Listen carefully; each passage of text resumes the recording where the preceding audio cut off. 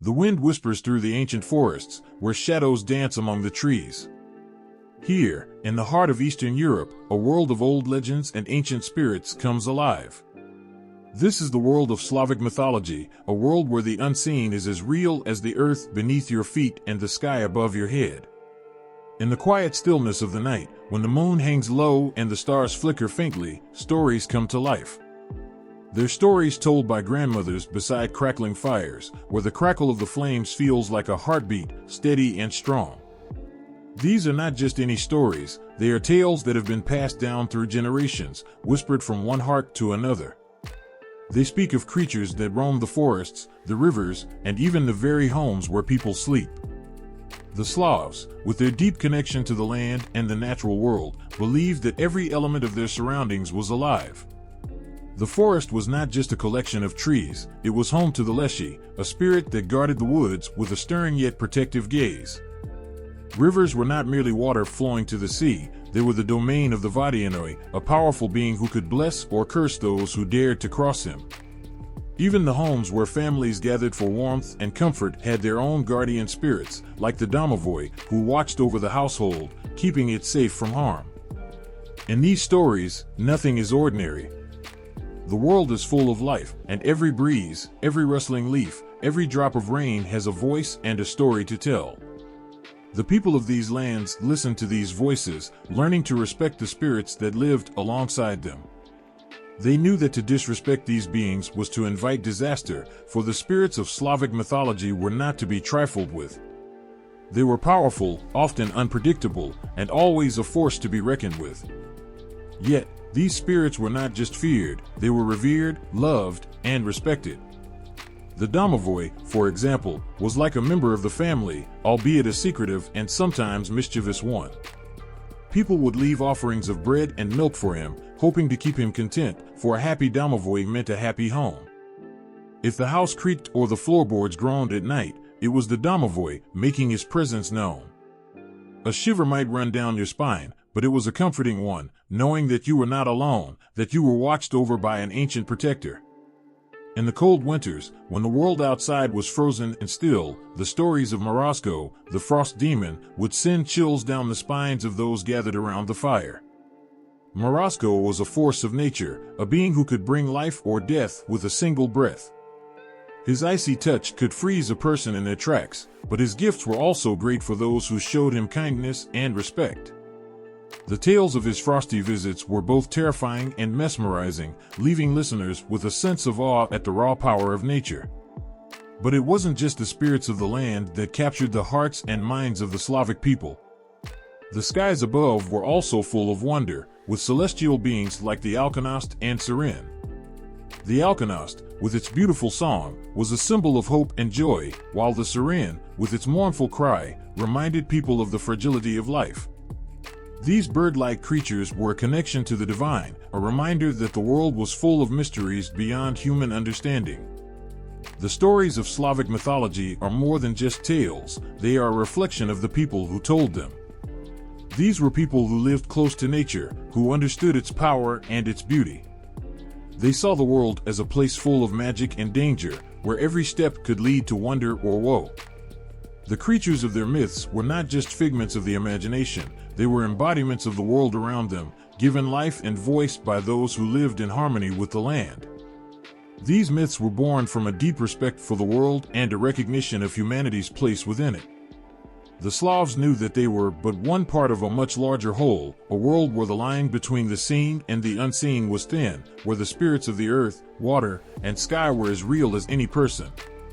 It was a world where every action mattered, where a simple gesture of kindness or a thoughtless word could bring the wrath or the blessing of forces far beyond human control. Even today, the echoes of these ancient beliefs linger in the lands where they were born. The forests still seem to whisper with the presence of the Leshy, and the rivers flow with the spirit of the Vodyanoy. The old stories are still told, their lessons remembered, their magic still felt in the hearts of those who listen. The world may have changed, but the spirits of Slavic mythology remain, as powerful and mysterious as they were in the days when the first stories were told. In this world, nothing is ordinary. Every shadow, every flicker of light, every rustle of leaves carries with it the weight of centuries of belief and tradition. The creatures of Slavic mythology are not just characters and stories, they are living, breathing parts of the world, as real to those who believe as the air they breathe. They are a reminder that the world is full of wonders, that the old magic still lingers in the quiet places, waiting to be seen, felt, and respected.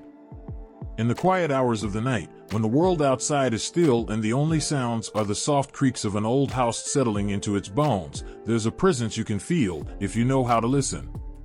It's not something you can see, but it's there, an ancient, watchful spirit that has been with your family for generations. This is the Domovoi, the guardian of the home, the silent protector who lives within the very walls that shelter you. The Domovoi is not just a figure from an old tale, he is a living presence, a spirit woven into the fabric of every true Slavic home.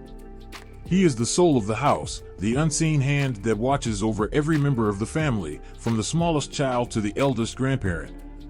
His care is constant, his protection unyielding, and his love, though often stern, is as deep as the roots of an ancient oak. To some, the Domovoi might appear as a small, bearded man, with eyes that glimmer with the wisdom of centuries. He is old as the first stones laid to build the house, and perhaps older still. His hair is wild, like the tangled branches of a tree, and his clothes are simple, sometimes ragged, as if sewn from the very dust and shadows of the home he guards. Yet, despite his humble appearance, there is a power about him, a quiet strength that can be felt in the warmth of the hearth or the safety of a locked door.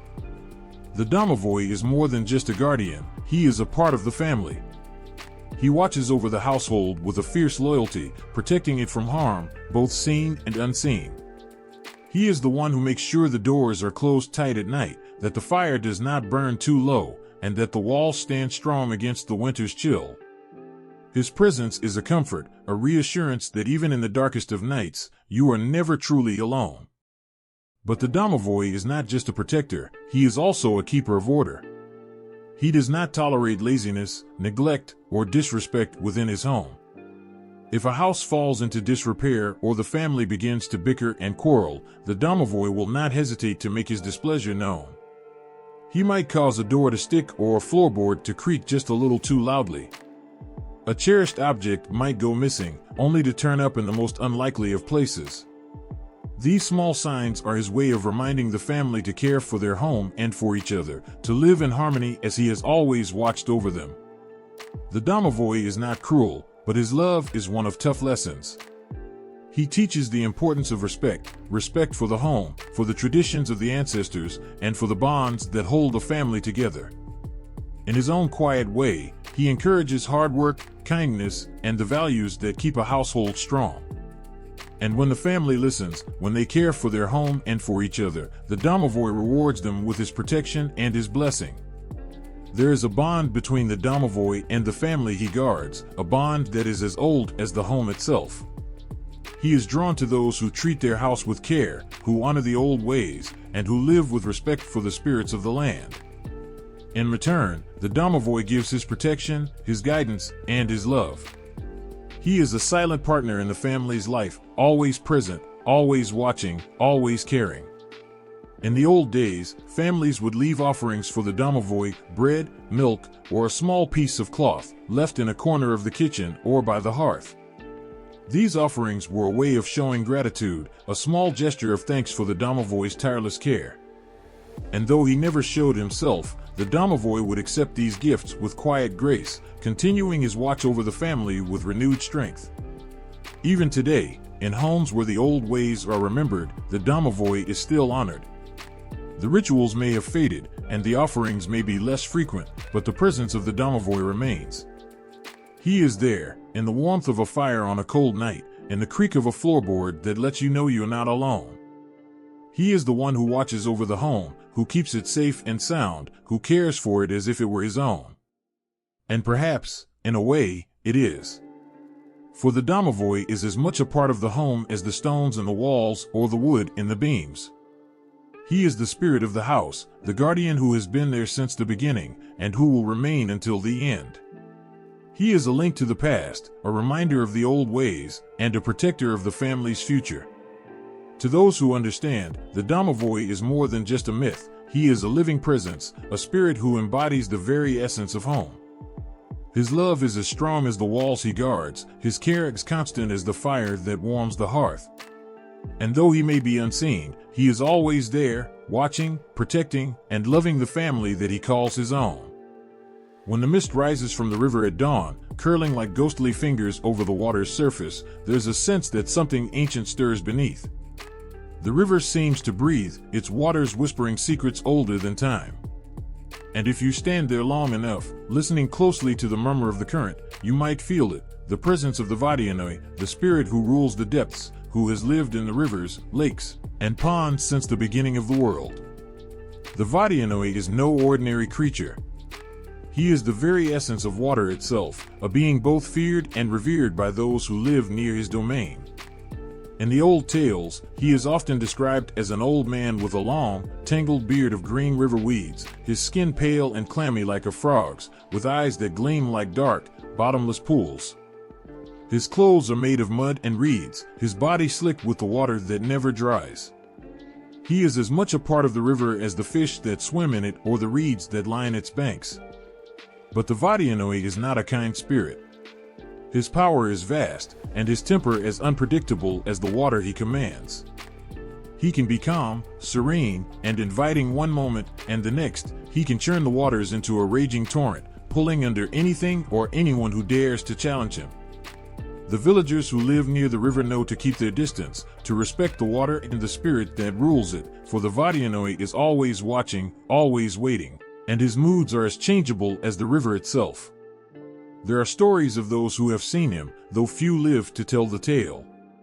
They say that on moonlit nights, when the river is still and the world is silent, the Vodyanoy can be seen sitting on the rocks by the water's edge, his pale eyes scanning the surface, his fingers trailing in the water, stirring the depths with a thought. He is searching, always searching, for those who would disrespect his waters, for those who would challenge his rule. For the Vodyanoy is not just a guardian of the water, he is a master of it.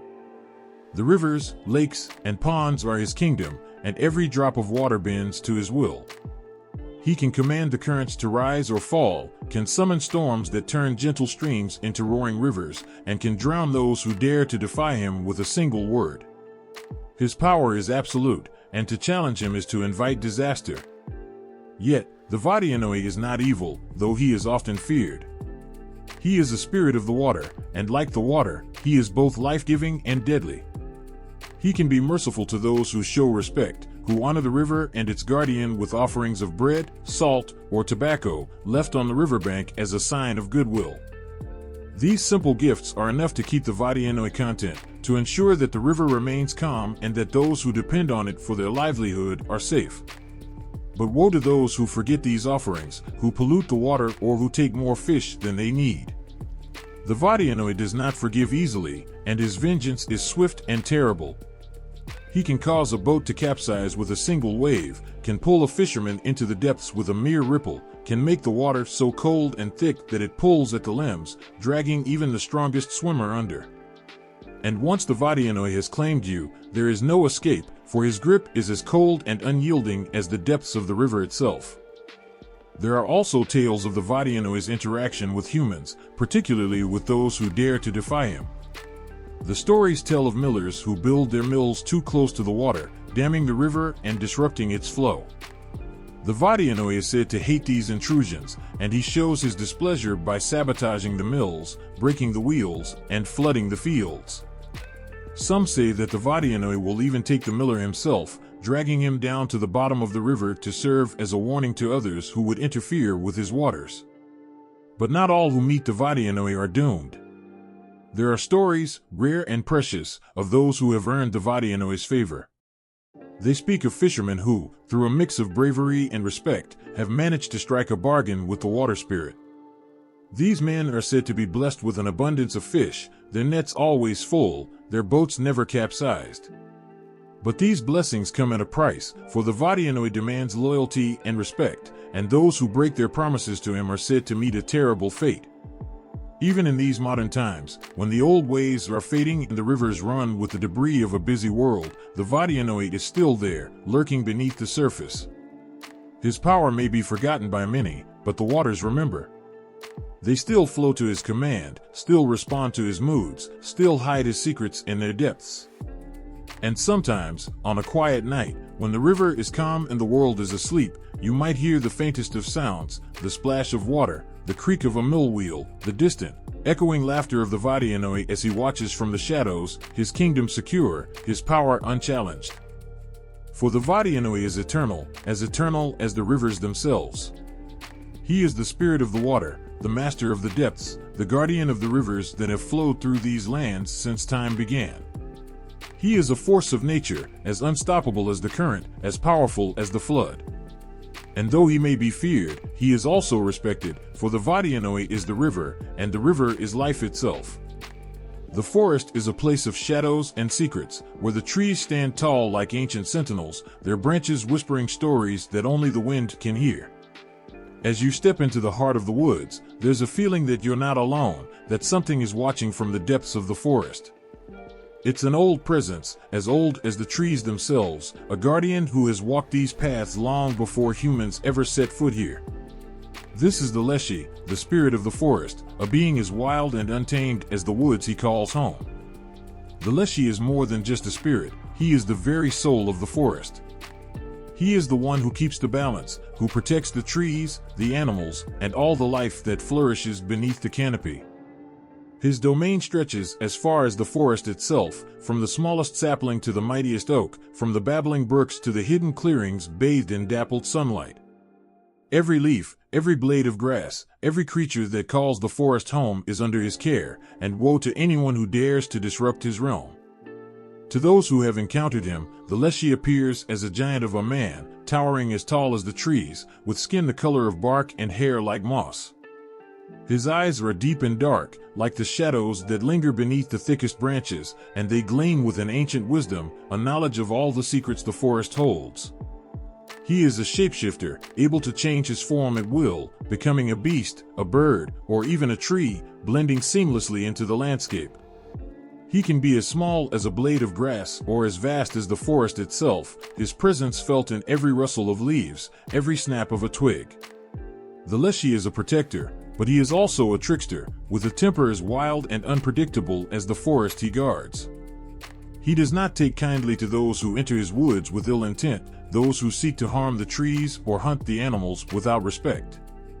To these intruders, the Leshy can be a terrifying foe, leading them deep into the forest until they are hopelessly lost, confusing the paths so that no matter which way they turn, they find themselves going in circles. He might cause trees to move, rivers to change course, or rocks to appear where none were before. And if his warnings are not heeded, the Leshy's wrath can be swift and unforgiving, a storm of fury that leaves the forest and its trespassers in ruins.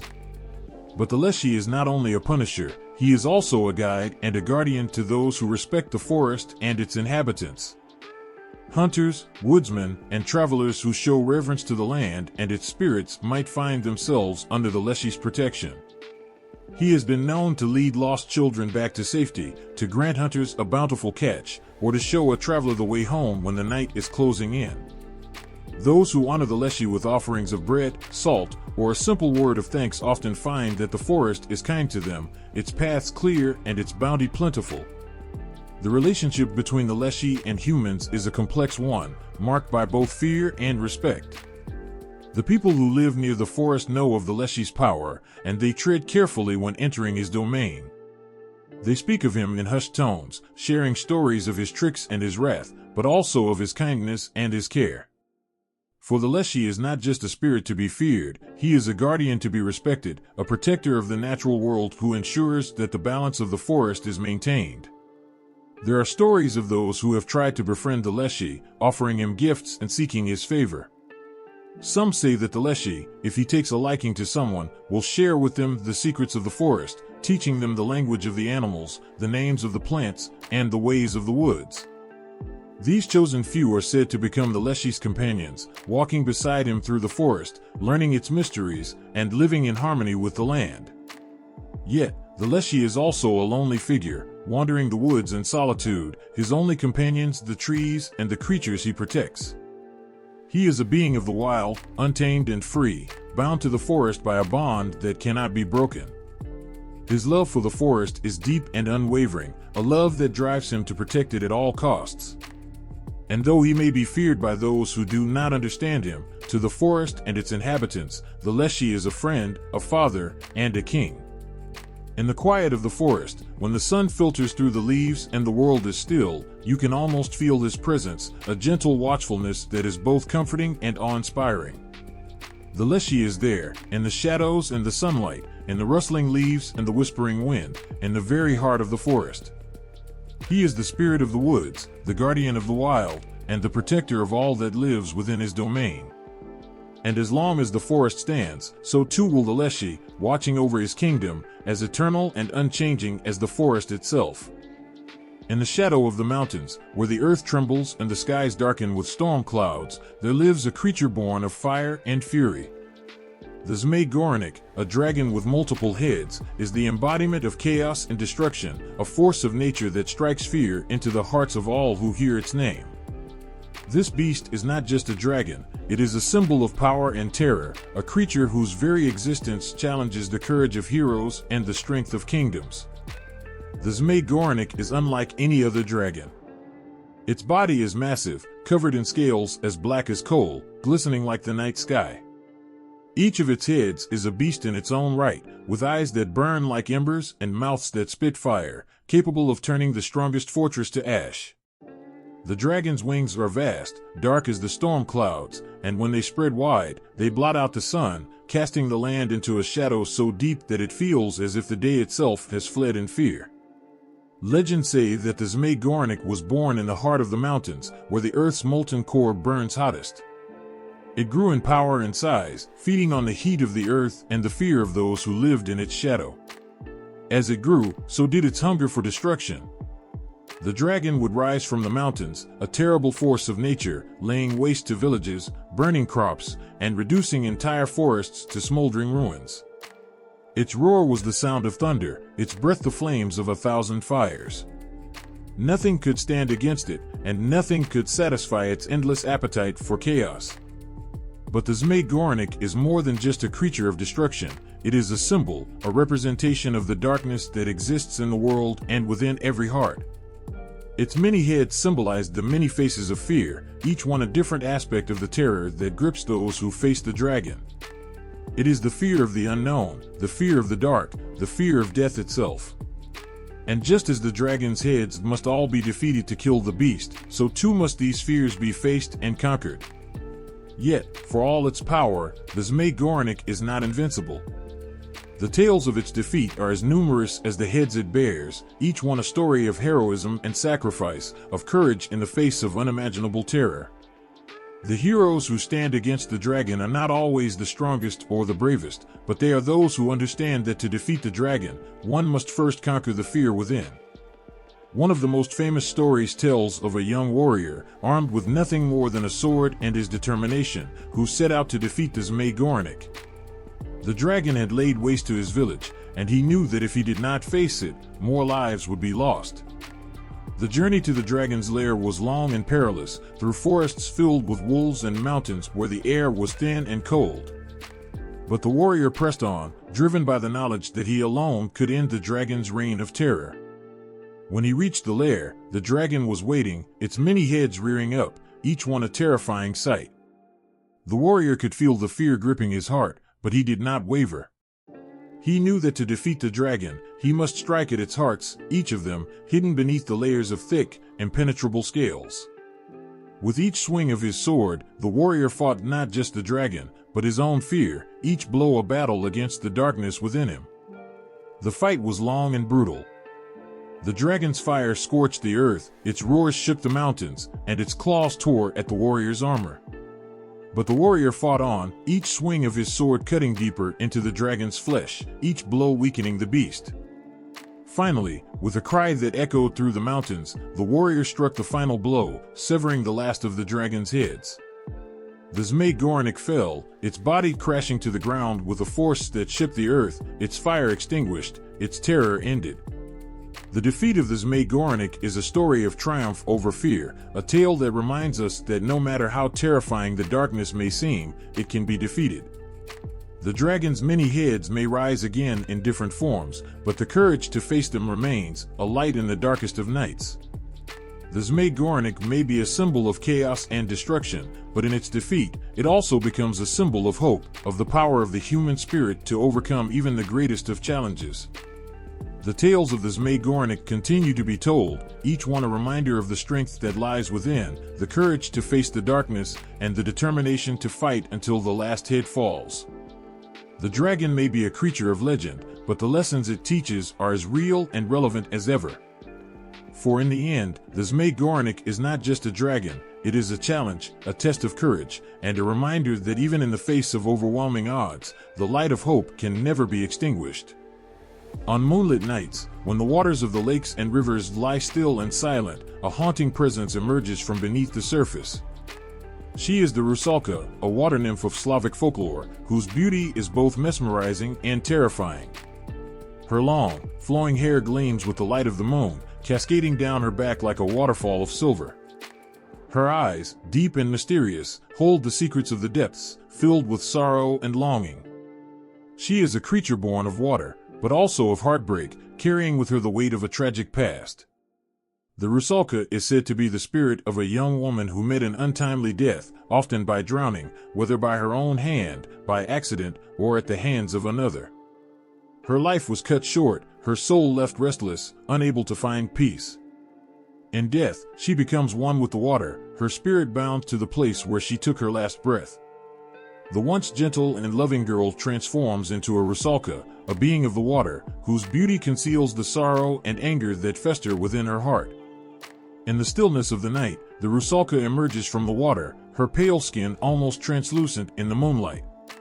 She walks along the banks, her bare feet leaving no trace on the earth, her presence felt only in the whisper of the wind and the ripple of the water. Her voice, soft and melodic, echoes through the night, calling out to those who wander too close to the water's edge. It is a voice that is impossible to resist, luring men with its sweetness, drawing them into her embrace. But the Rusalka's embrace is not one of love or comfort. It is cold and unforgiving, as cold as the waters from which she rises. Her touch is like the icy grip of death, pulling her victims beneath the surface, where the water closes over their heads, silencing their cries. The men who fall under her spell are never seen again, their bodies claimed by the depths, their souls lost to the water, just as hers was. Yet, the Rusalka is not purely evil. She is a creature of sorrow, driven by the pain of a life cut short and a love that was never fulfilled. Her heart, though cold, still yearns for the warmth of life, for the love that was denied to her in her mortal days. This longing is what drives her to seek out the living, to draw them into her world, where she can hold them close, if only for a moment, before the darkness takes them. There are tales of those who have seen the Rusalka, who have looked into her eyes and felt the weight of her sorrow. Some say that in those moments, they could see the girl she once was, a girl full of life and hope, now lost to the waters. It is said that those who show her kindness, who speak to her not with fear but with compassion, may be spared her wrath. For in her heart, beneath the layers of bitterness and pain, the Rusalka is still a young woman, desperate for the love and warmth she never received. In some stories, the Rusalka is not just a vengeful spirit, but also a guardian of the waters. She is said to care for the creatures that dwell beneath the surface, to protect the purity of the lakes and rivers from those who would harm them. In these tales, she is a protector, fierce and unforgiving to those who would pollute her waters, but gentle and kind to the animals and plants that call the water home. The duality of the Rusalka, her beauty and her danger, her sorrow and her wrath, makes her one of the most complex and haunting figures in Slavic folklore. She is a symbol of the tragic, the lost, and the untamed, a reminder of the power of nature and the pain that comes with loss. To see a Rusalka is to glimpse the depths of human sorrow, to feel the cold touch of death, and to understand the longing for life that can never be fulfilled. Her story is one that resonates with anyone who has known loss, who has felt the sting of unfulfilled dreams and broken hearts. The Rusalka is a reflection of the pain that lingers long after the heart stops beating, a reminder that even in death, the longing for what was lost can never be truly silenced. And so, on those still, moonlit nights, when the water is calm and the air is thick with silence, it is said that the Rusalka can still be seen, walking along the banks of the lakes and rivers, her song echoing through the night, her presence a haunting reminder of the love and life that were taken from her too soon. She is a ghost of the water, a spirit of sorrow, and a symbol of the enduring power of the human heart, even in the face of death. In the quiet moments between night and dawn, when the world is hushed and the air is thick with the scent of dreams, a song can be heard, a melody so beautiful, so haunting, that it seems to come from another world. This is the song of the Alkonost, the bird of paradise, whose voice carries the weight of the afterlife, a connection to realms beyond our own. Her song is not just music, it is a bridge between the living and the dead, a reminder of the mysteries that lie beyond the veil of this life. The Alkonost is a creature of breathtaking beauty, with feathers that shimmer in every color of the rainbow. Her wings, delicate yet powerful, carry her gracefully through the air, and when she flies, it is as if the very sky rejoices in her presence. But it is her voice that captivates all who hear it. Her song is said to be so enchanting, so filled with emotion, that it can bring even the strongest of men to tears. It is a song that speaks of love and loss, of joy and sorrow, of the fleeting nature of life and the eternal peace of the afterlife.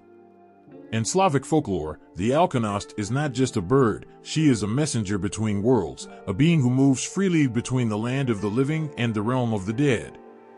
Her song is said to carry the souls of the departed to their final resting place, guiding them with her beautiful voice, ensuring that they are not lost in the darkness. When she sings, it is as if the very heavens open up, allowing the souls of the dead to pass through into the light. The Alkonost's connection to the afterlife is not just a matter of mythology, it is a symbol of hope and comfort for those left behind. To hear her song is to know that death is not the end, that there is something more waiting on the other side. Her voice carries with it the promise of peace, the assurance that the souls of the departed are not lost, but are being guided to a place of rest and happiness. But the Alkonost's song is also a reminder of the fragility of life. It is said that those who hear her voice cannot help but be reminded of their own mortality, of the fact that life is short and that death comes for us all. Her song is beautiful, yes, but it is also tinged with sadness, a reflection of the sorrow that comes with the loss of life. Yet, in that sorrow, there is also a sense of acceptance, of understanding that death is a natural part of life, and that there is beauty even in the end. There are stories of those who have been blessed to hear the Alkonost's song in their final moments, as they lie on the brink of death.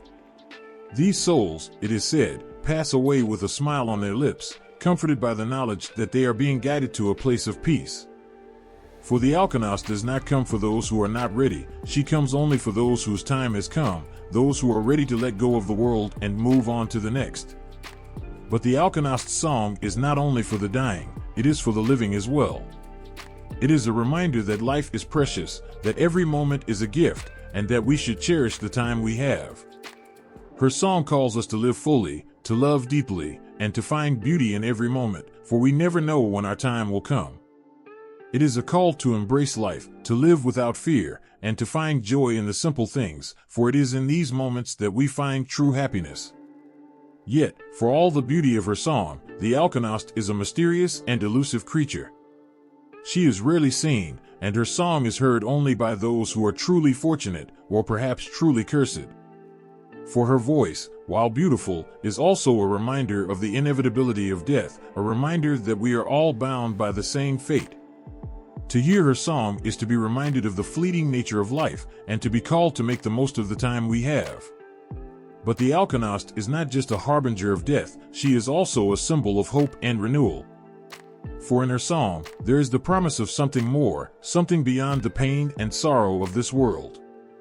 Her voice carries with it the assurance that death is not the end, that there is a place of peace and happiness waiting on the other side. Her song is a lullaby for the soul, a soothing melody that eases the transition from life to death, from this world to the next. The Alkonost's song is a gift, a reminder that life is a journey, and that death is just another step along the way. It is a call to live with purpose, to find meaning in every moment, and to face the end with grace and acceptance.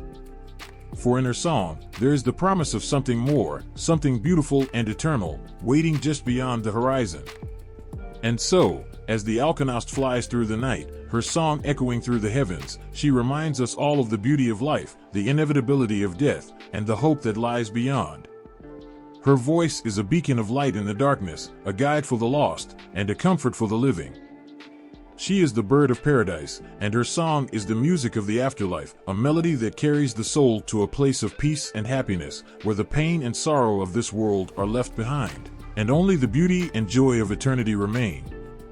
In the twilight hours, when the day surrenders to the quiet of night, a figure emerges in the sky, gliding through the air with the grace of a dream. This is Sirin, the celestial bird, a creature of stunning beauty whose presence is both awe-inspiring and ominous. Her feathers shimmer with the colors of the setting sun, blending from deep gold to the darkest night, while her eyes, as dark as the abyss, hold within them the mysteries of the universe. She is more than just a bird, she is a being of prophecy, a harbinger of fate, carrying with her the weight of destiny. Sirin's voice is like nothing else, a sound that transcends music, reaching into the soul and stirring emotions that words cannot express. Her song is said to be so beautiful, so captivating, that those who hear it are drawn to her, unable to resist the pull of her melody. But within that beauty lies danger, for Sirin's song is not a simple lullaby, it is a call, a summons to another world. To hear her voice is to stand on the threshold of life and death, to feel the pull of the unknown and the inevitability of the end. In the tales of Slavic mythology, Sirin is often compared to other mythical birds, but none can match the profound impact she has on those who encounter her. She shares qualities with the Alkonost, whose song also carries a connection to the afterlife, but while the Alkonost guides souls with gentle care, Sirin's role is far more direct, far more intense. She does not simply escort souls, she heralds their departure, marking the moment when life gives way to the next chapter. Sirin's role as a harbinger of death is a solemn one. Unlike birds of paradise or creatures of joy, Sirin carries with her the knowledge of fate. She does not bring death, but she foretells it, her presence a sign that the end is near. For those who see her, there is no escaping the truth she carries. Her arrival is both a blessing and a curse, a chance to prepare, but also an unavoidable confrontation with the inevitable. There is a sadness in Sirin's existence, a sorrow that lingers in her song. She is not a creature of malice, she does not revel in her role as a harbinger of death. Instead, she carries out her duty with a heavy heart, aware of the pain her presence brings. Her song, though beautiful, is tinged with this sadness, a reflection of the weight she bears. It is said that those who hear Sirin's song are filled with a deep melancholy, a sadness that comes not from fear, but from the understanding that life is fleeting, that all things must come to an end. In the vast tapestry of mythical birds, Sirin stands apart. While others may bring joy, hope, or guidance, Sirin's gift is one of truth. She does not deceive, she does not comfort with false promises. Instead, she offers the truth of life and death, the reality that all must face. Her song is a mirror, reflecting the fragility of existence, the beauty and sorrow of living, and the certainty that all things pass. But there is also a strange comfort in Sirin's presence. For in her song, there is a sense of acceptance, a recognition that death is not something to be feared, but something to be understood. She sings not of despair, but of the natural order of things, the cycle of life that continues even as individual lives come to an end. Her song is a reminder that death is not the end, but a transition, a step in a journey that continues beyond this world. In the quiet moments of the night, when the world is still and the stars shine like distant memories, Sirin can be heard, her voice carrying through the darkness like a beacon. To those who listen, truly listen, her song is a gift, a chance to reflect, to appreciate the life they have, and to find peace in the knowledge that death is not something to be feared, but something to be faced with grace and dignity. Sirin, the celestial bird, is a creature of profound beauty and deep significance. She is a symbol of the balance between life and death, a reminder of the fragile nature of existence and the enduring power of truth. Her song is a call to live fully, to embrace the moments we have, and to face the end not with fear, but with understanding. For in her voice, there is the echo of eternity, the promise that even as life ends, something greater awaits beyond. In the whispering winds of the forest, where the leaves dance in the twilight and the air is thick with magic, there is a presence that is both enchanting and fearsome. The Vila, an ethereal spirit of the air, moves with the grace of a gentle breeze, her form shimmering like morning mist. She is as beautiful as the first light of dawn, with eyes that hold the depths of the forest and hair that flows like a river of moonlight. But behind her delicate appearance lies a power that is as wild and untamed as nature itself. The Vila is a being of contradictions, soft and fierce, loving and vengeful. Her heart is deeply connected to the natural world, and she moves through it as though she is a part of the very air that surrounds her. To see a Vila is to witness the beauty of nature in its purest form, to feel the breath of the wind and the warmth of the earth all at once.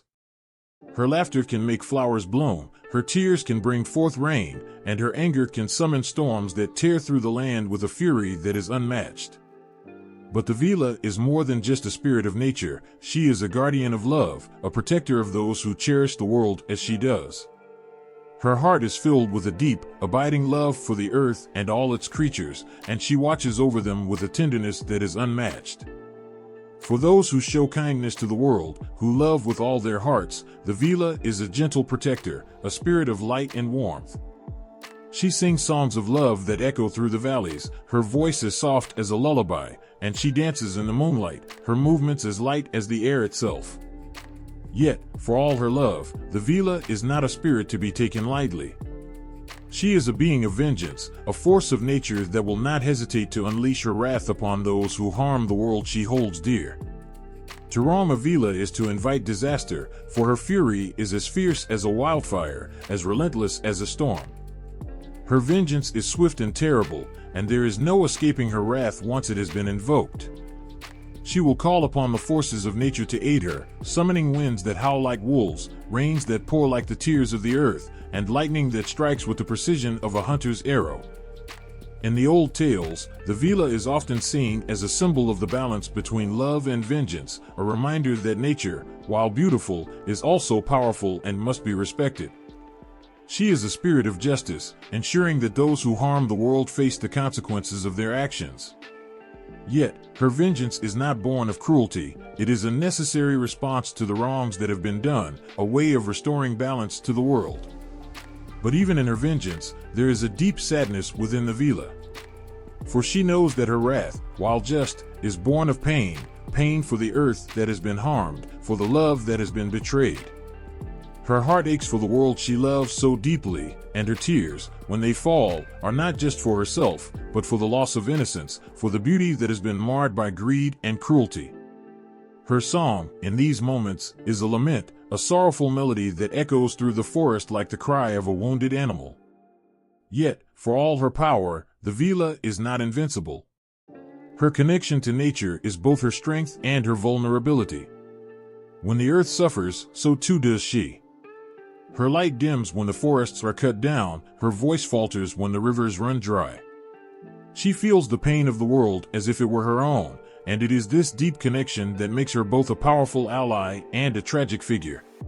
For the Vila's love for the earth is as boundless as the sky, and when the world suffers, her heart breaks with it. And yet, despite the pain she endures, the Vila continues to dance in the moonlight, to sing her songs of love and hope. For she knows that even in the darkest times, there is still beauty in the world, still love to be found. Her spirit is resilient, and her hope, like her love, is eternal. She is a reminder that love and vengeance are two sides of the same coin, that the power of nature is both gentle and fierce, and that the world, despite all its scars, is still a place of wonder and magic. The Vila, with her shimmering form and her powerful heart, is a testament to the enduring strength of love and the fierce power of nature. She is a spirit of the air, a guardian of the earth, and a protector of all that is beautiful and wild in the world. To see her is to be reminded of the magic that exists all around us, the love that binds us to the world, and the power that lies within the forces of nature. She is a being of light and shadow, of love and vengeance, and her presence is a reminder that the world, in all its beauty and danger, is a place to be cherished, respected, and loved. In the heart of winter, when the world is blanketed in snow and the air bites with an icy chill, there is a presence that can be felt in the stillness of the night. This is Morozko, the frost demon, a being of cold and silence, whose breath is the wind that howls through the trees, and whose touch can freeze even the warmest heart. But Morozko is not just a creature of winter's cruelty, he is a force of nature, a spirit with a dual nature that reflects the complexity of the season he embodies.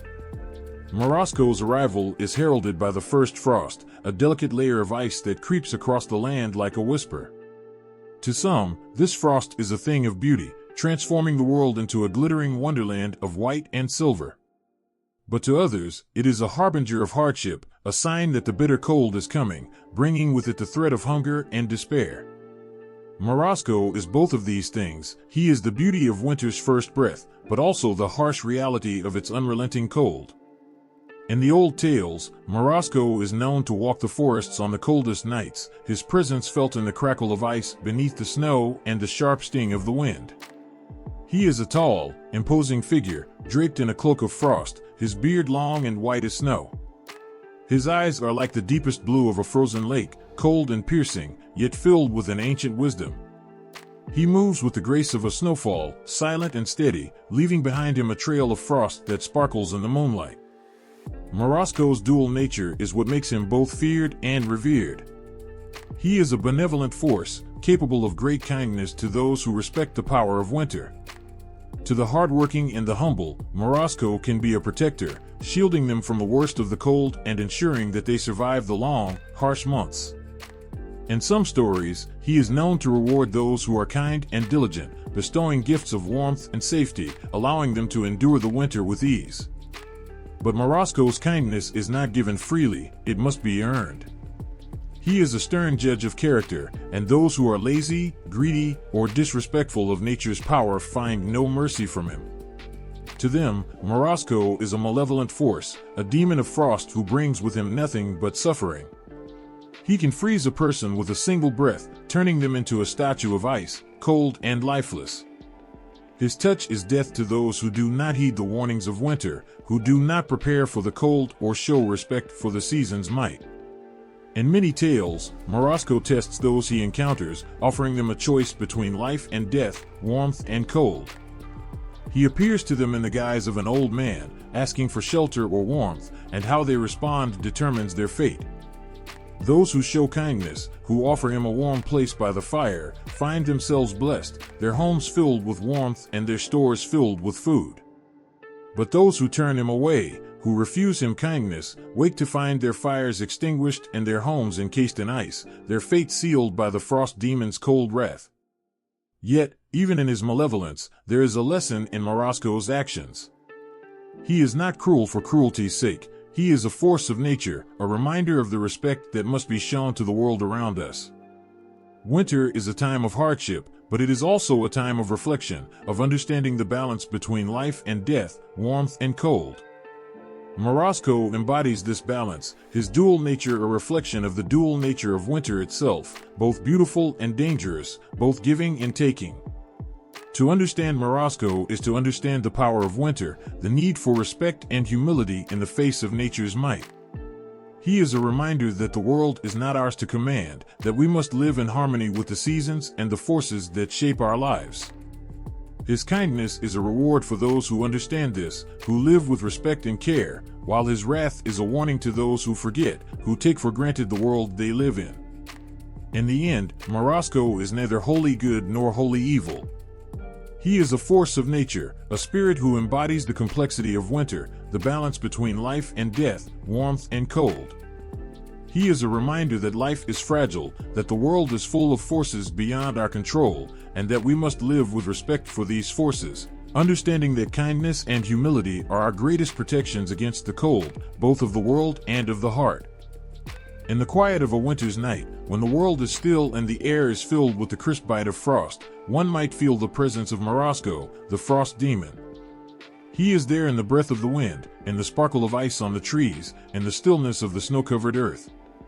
And in that moment, one can feel the weight of his gaze, the cold touch of his hand, and the knowledge that winter is both a time of beauty and a time of danger, a season to be respected and revered. For Morozko is winter itself, a force that is both kind and cruel, and it is only through understanding this that one can truly survive the cold.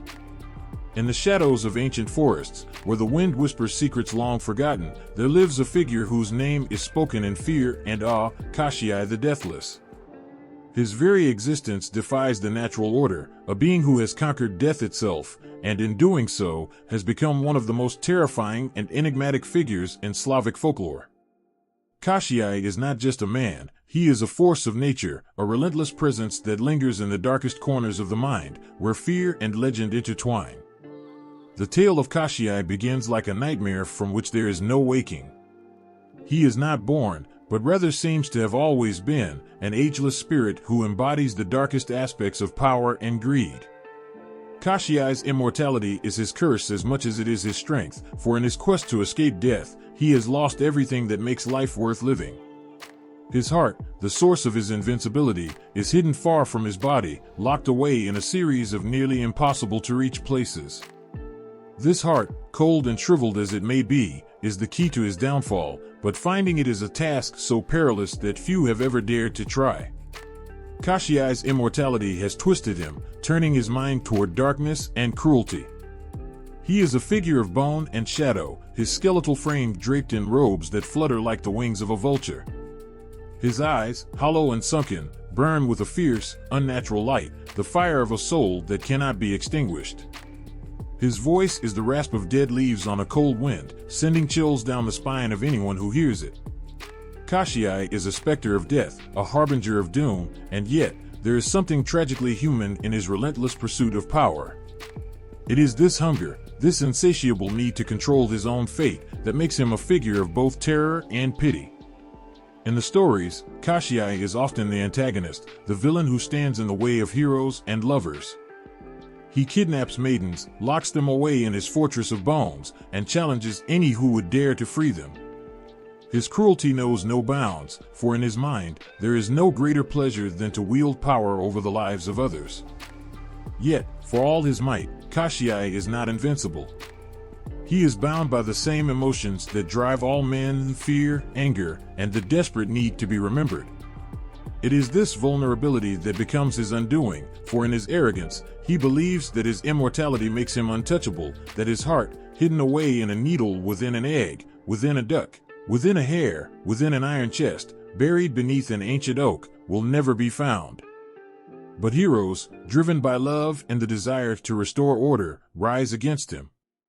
In these tales, the protagonist often embarks on a perilous journey, overcoming countless obstacles to find the one thing that can destroy Koschei. It is a battle not just of strength, but of wit and courage, for Koschei is as cunning as he is cruel. He uses his magic to deceive, to lead his enemies astray, but in the end, it is his overconfidence that betrays him. The hero finds the heart, breaks the needle, and with it, shatters the spell of immortality that has kept Koschei bound to this world. And as Koschei dies, his body crumbles to dust, his essence finally released from the prison of his own making. There is no great victory in his defeat, no celebration of his death, for what he represents is more than just a villain. It is the fear of death, the desire for control, the lengths to which one will go to avoid the inevitable. Koschei's story is a cautionary tale, a reminder that no one can escape their fate, that the pursuit of immortality comes at a cost too great to bear. Yet, even in death, Koschei lingers in the memory, a ghostly reminder of the price of power. His legend endures, not because he was defeated, but because he represents something timeless, the struggle against the fear of death, the human desire to control the uncontrollable. Koschei the Deathless is more than a character, he is an idea, a symbol of the darkest parts of the human soul, where fear and ambition collide. In the stillness of the night, when the wind rustles the leaves and the shadows stretch long across the ground, one might still hear the faint echo of Koschei's voice, a reminder that some legends never truly die. He may be gone, but his story lives on, a chilling tale of a man who sought to cheat death and lost everything in the process. Koschei the Deathless, the man who could not die, remains a figure of terror and fascination, his name spoken in hushed tones as a warning to those who would seek to defy the natural order. For in the end, death comes for us all, and not even the most powerful magic can keep it at bay forever. Koschei's tale is one of hubris and downfall, a reminder that life is precious precisely because it is fleeting, and that to seek to control it too tightly is to risk losing it altogether. His immortality was his curse, a burden that twisted his soul and turned him into a monster. And yet, it is this very curse that makes his story so compelling, for in Koschei the Deathless, we see the darkest parts of ourselves, the fear and the longing, and the inevitable truth that all things must end. In the heart of a dark, ancient forest, where the trees grow so thick that sunlight barely touches the ground, there lives a figure both feared and revered, a being whose very name sends shivers down the spine of those who dare to speak it, Baba Yaga. She is a witch unlike any other, her legend woven into the fabric of Slavic folklore, a symbol of mystery and power. Baba Yaga is not just a witch, she is a force of nature, a guardian of the unknown, and a creature of profound ambiguity. Baba Yaga's appearance is as unsettling as the forest she inhabits. Her body is twisted and hunched, her skin withered and ashen, like the bark of the ancient oaks surrounding her. Her nose, long and crooked, juts out from a face lined with deep wrinkles that tell stories of centuries past. Her eyes, though sunken and shadowed, gleam with a sharp, penetrating intelligence, as if they can see straight into the soul of anyone who dares approach her. Her hair, wild and matted, tumbles around her shoulders like a tangled web, and her voice, a raspy whisper, carries the weight of countless forgotten secrets. Yet, it is not just her appearance that strikes fear into the hearts of those who hear of her. It is her home, an iconic image that has captured the imagination of many, a hut that stands on giant chicken legs, moving through the forest as if it has a mind of its own. This house is not merely a dwelling, it is an extension of Baba Yaga herself, a living, breathing entity that obeys her every command. The door to this house does not open for just anyone. It is said that one must recite a special incantation, a plea for the house to turn and reveal its entrance. This hut on chicken legs is a boundary between worlds, a threshold between the known and the unknown, the living and the dead. Baba Yaga's morality is as ambiguous as her appearance. She is neither wholly evil nor entirely good, but rather exists in a space between, a complex character who defies simple categorization. In some tales, she is the terrifying villain, a cannibalistic witch who preys on the unsuspecting, luring them into her hut to feast upon their flesh. In others, she is a wise and powerful figure, a keeper of knowledge who aids those who approach her with respect and bravery. She is as likely to help as she is to harm, her actions dictated not by any clear moral compass, but by her own inscrutable whims. Those who seek Baba Yaga's aid must approach her with caution, for she does not give her help freely. Her assistance often comes with a price, a test of the seeker's courage, wit, and resolve. In some stories, she sets impossible tasks, spinning an entire field of flax into cloth overnight, or sorting a heap of tiny seeds in a single evening. Yet, for those who succeed, she offers rewards that are beyond measure, knowledge and gifts that can change the course of their lives. But for those who fail, the consequences are dire, for Baba Yaga has no patience for weakness or cowardice. Despite her fearsome reputation, there is something undeniably compelling about Baba Yaga. She represents the untamed, the wild, and the mysterious aspects of the natural world. She is a figure who embodies the dualities of life, creation and destruction, kindness and cruelty, life and death. She is as much a part of the forest as the trees and the animals that live there, a being who understands the balance of nature and the inevitability of fate. Baba Yaga's role in Slavic folklore is as much about the journey as it is about the destination. Those who seek her out often do so in times of great need, when they are at their most desperate. They come to her forest seeking answers, solutions, or power, and they find themselves tested in ways they never expected. Baba Yaga does not provide easy solutions or simple answers. She forces those who come to her to confront their own fears, their own weaknesses, and their own desires. In this way, she is a catalyst for transformation, a figure who drives the hero's journey forward, whether through help or hindrance. And yet, despite her fearsome exterior, there are glimpses of something more in Baba Yaga. There are stories that hint at a past, at a time when she was not the fearsome witch of the forest, but something else, something more human, more vulnerable. These stories are rare and fleeting, but they suggest that Baba Yaga is not merely a monster, but a being who has lived through countless ages, who has seen and experienced things that have shaped her into the creature she is today. This ambiguity, this complexity, is what makes Baba Yaga such a fascinating figure. She is not just a witch, she is a reflection of the world around her, of the wild, unpredictable, and often unforgiving nature of life itself. In the end, Baba Yaga remains a mystery, a figure who defies easy understanding. She is both a threat and a guide, a creature of the shadows who holds the power of life and death in her gnarled hands. Her house on chicken legs continues to walk through the dark forests of the imagination, a symbol of the unknown and the unknowable. And those who dare to seek her out, who are brave enough to face her, must be prepared to confront not only the witch herself, but the darkest parts of their own souls.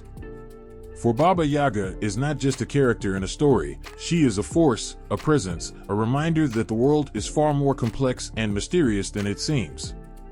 In the shadowed recesses of ancient Slavic belief, there exists a figure who embodies the very essence of darkness, a god whose name is spoken with a mix of fear and reverence. Chernobog, the Black God, is not a being of mere evil, but rather a force that represents the darker side of existence. His presence is a reminder of the duality that governs the universe, a balance between light and dark, good and evil, life and death. Chernobog is not just a symbol of malevolence, he is the night that follows the day, the winter that descends after the harvest, the storm that rages after the calm. He is a force of nature, inevitable and unyielding, a reminder that darkness is as much a part of the world as light. The ancient Slavs did not see him as a god to be worshipped with love, but rather with a wary respect, acknowledging his power and his place in the cosmic order. His name itself, Chernobog, literally meaning Black God, is a stark and haunting reflection of his nature.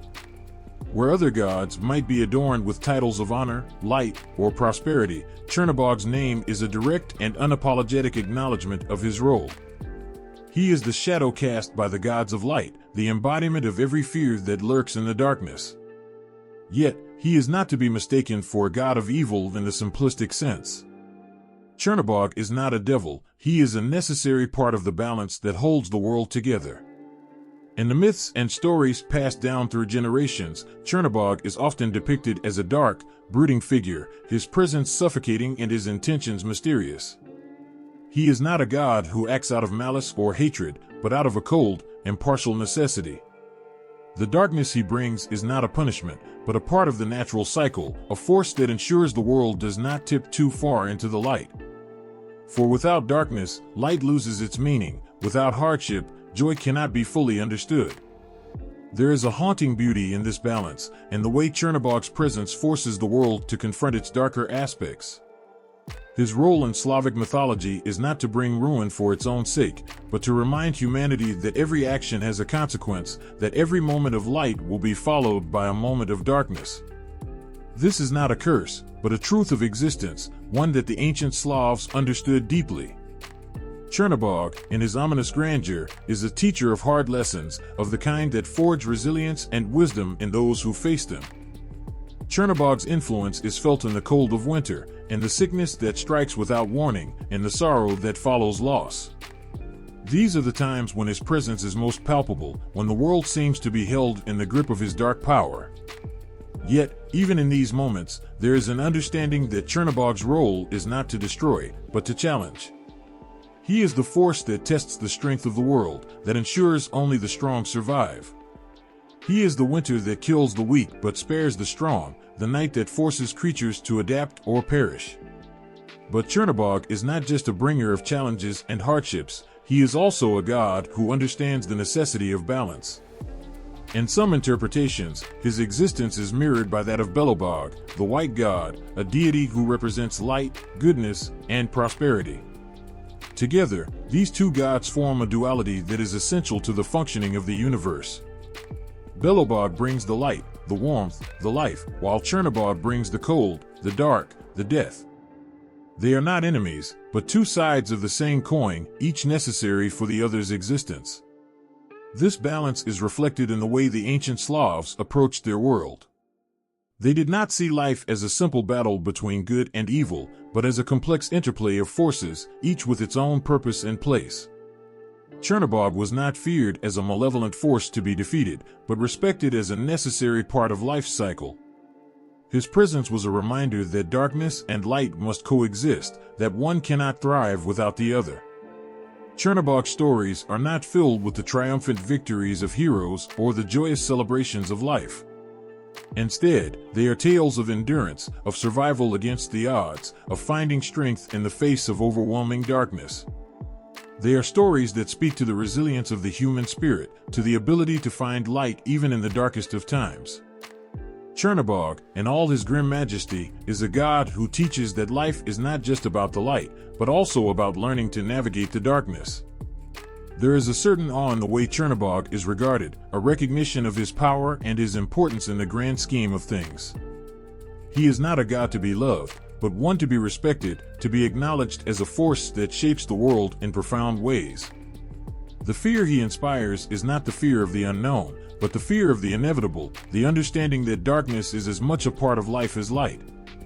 And in this fear, there is also a strange comfort, the knowledge that even in the darkest of times, there is a purpose, a balance that holds the world together. Chernobog stands as a reminder of this balance, of the need for darkness in a world that so often yearns only for light. He is the shadow that follows every step, the night that falls after every day, the winter that comes after every summer.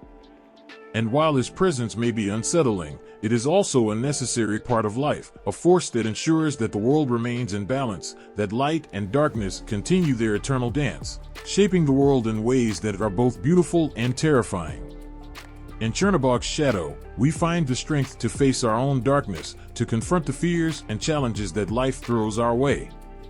And in doing so, we learn that darkness, like light, is not something to be feared, but something to be understood, respected, and ultimately embraced as a vital part of our existence. In the dim, misty warmth of the bathhouse, where steam rises and swirls like whispers of ancient secrets, there dwells a spirit both feared and revered. The Bannik, a being of mystery, lurks just beyond the edge of sight, his presence felt in the very air that wraps around you. To those who understand him, the Bannik is not merely a figment of superstition, he is the soul of the bathhouse itself, the unseen watcher who controls the delicate balance between safety and danger in this sacred space. The bathhouse, or banya, holds a special place in Slavic tradition, a place where bodies are cleansed, souls are purified, and connections to the spiritual world are made. Yet, within its wooden walls, the Bannik watches, ever vigilant, ever unpredictable.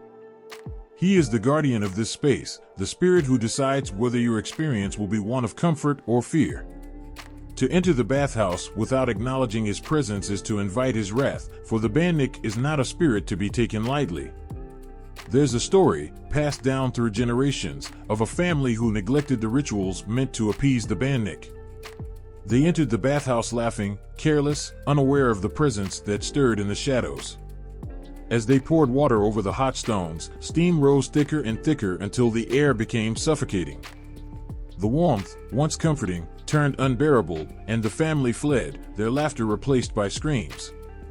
The Bannik had made his displeasure known, and the family never forgot the lesson they learned that day. The Bannik's nature is as changeable as the steam that fills the banya. On one hand, he can be a protector, ensuring that those who respect him find solace in the bathhouse. The rituals performed before entering, a small offering of bread or salt, a whispered prayer, are not mere formalities. They are acts of reverence, gestures that acknowledge the Bannik's dominion over this sacred space. In return, he blesses the banya with warmth and healing, allowing the steam to work its magic on both body and spirit. But woe to those who forget the Bannik's unpredictable side. He can be as vengeful as he is benevolent, and his anger is not to be provoked. The Bannik delights in playing tricks on those who disrespect him, scalding hot steam, a sudden gust of cold air, or even a vision of something terrifying in the swirling mist. These are his warnings, his way of reminding mortals that the bathhouse is his domain, and they are merely guests. There's an eerie thrill in the knowledge that the Bannik is always watching, always waiting. The bathhouse, so warm and inviting, becomes a place of suspense, where the line between comfort and danger is as thin as the steam that hangs in the air. It's said that the Bannik can read your heart, he knows your fears, your doubts, and if you enter the bathhouse with a troubled mind, he may choose to confront you with your deepest anxieties. Despite his unpredictable nature, the Bannik is not a force of pure malice. He is a teacher, a reminder of the respect due to the spirits of the world. His actions, though sometimes harsh, are lessons in humility and reverence. Those who learn to coexist with the Bannik find that he can be a source of great power, a protector who guards the bathhouse from harm and ensures that it remains a place of healing and purification. The rituals associated with the Bannik are as much about connection as they are about protection. When you offer a piece of bread or a handful of salt, you are not just appeasing a spirit, you are engaging in a dialogue with the unseen forces that shape the world. The Bannik's presence in the Banya is a reminder that the world is full of mysteries, that there is more to life than what can be seen or touched. To respect the Bannik is to acknowledge the deeper, spiritual currents that run beneath the surface of everyday life.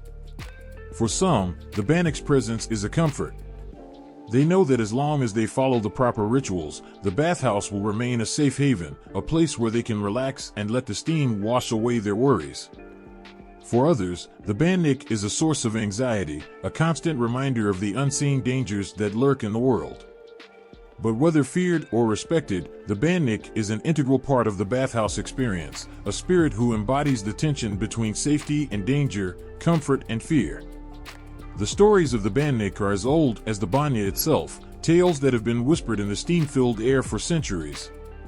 They are reminders that the world is full of spirits, each with its own nature, its own demands.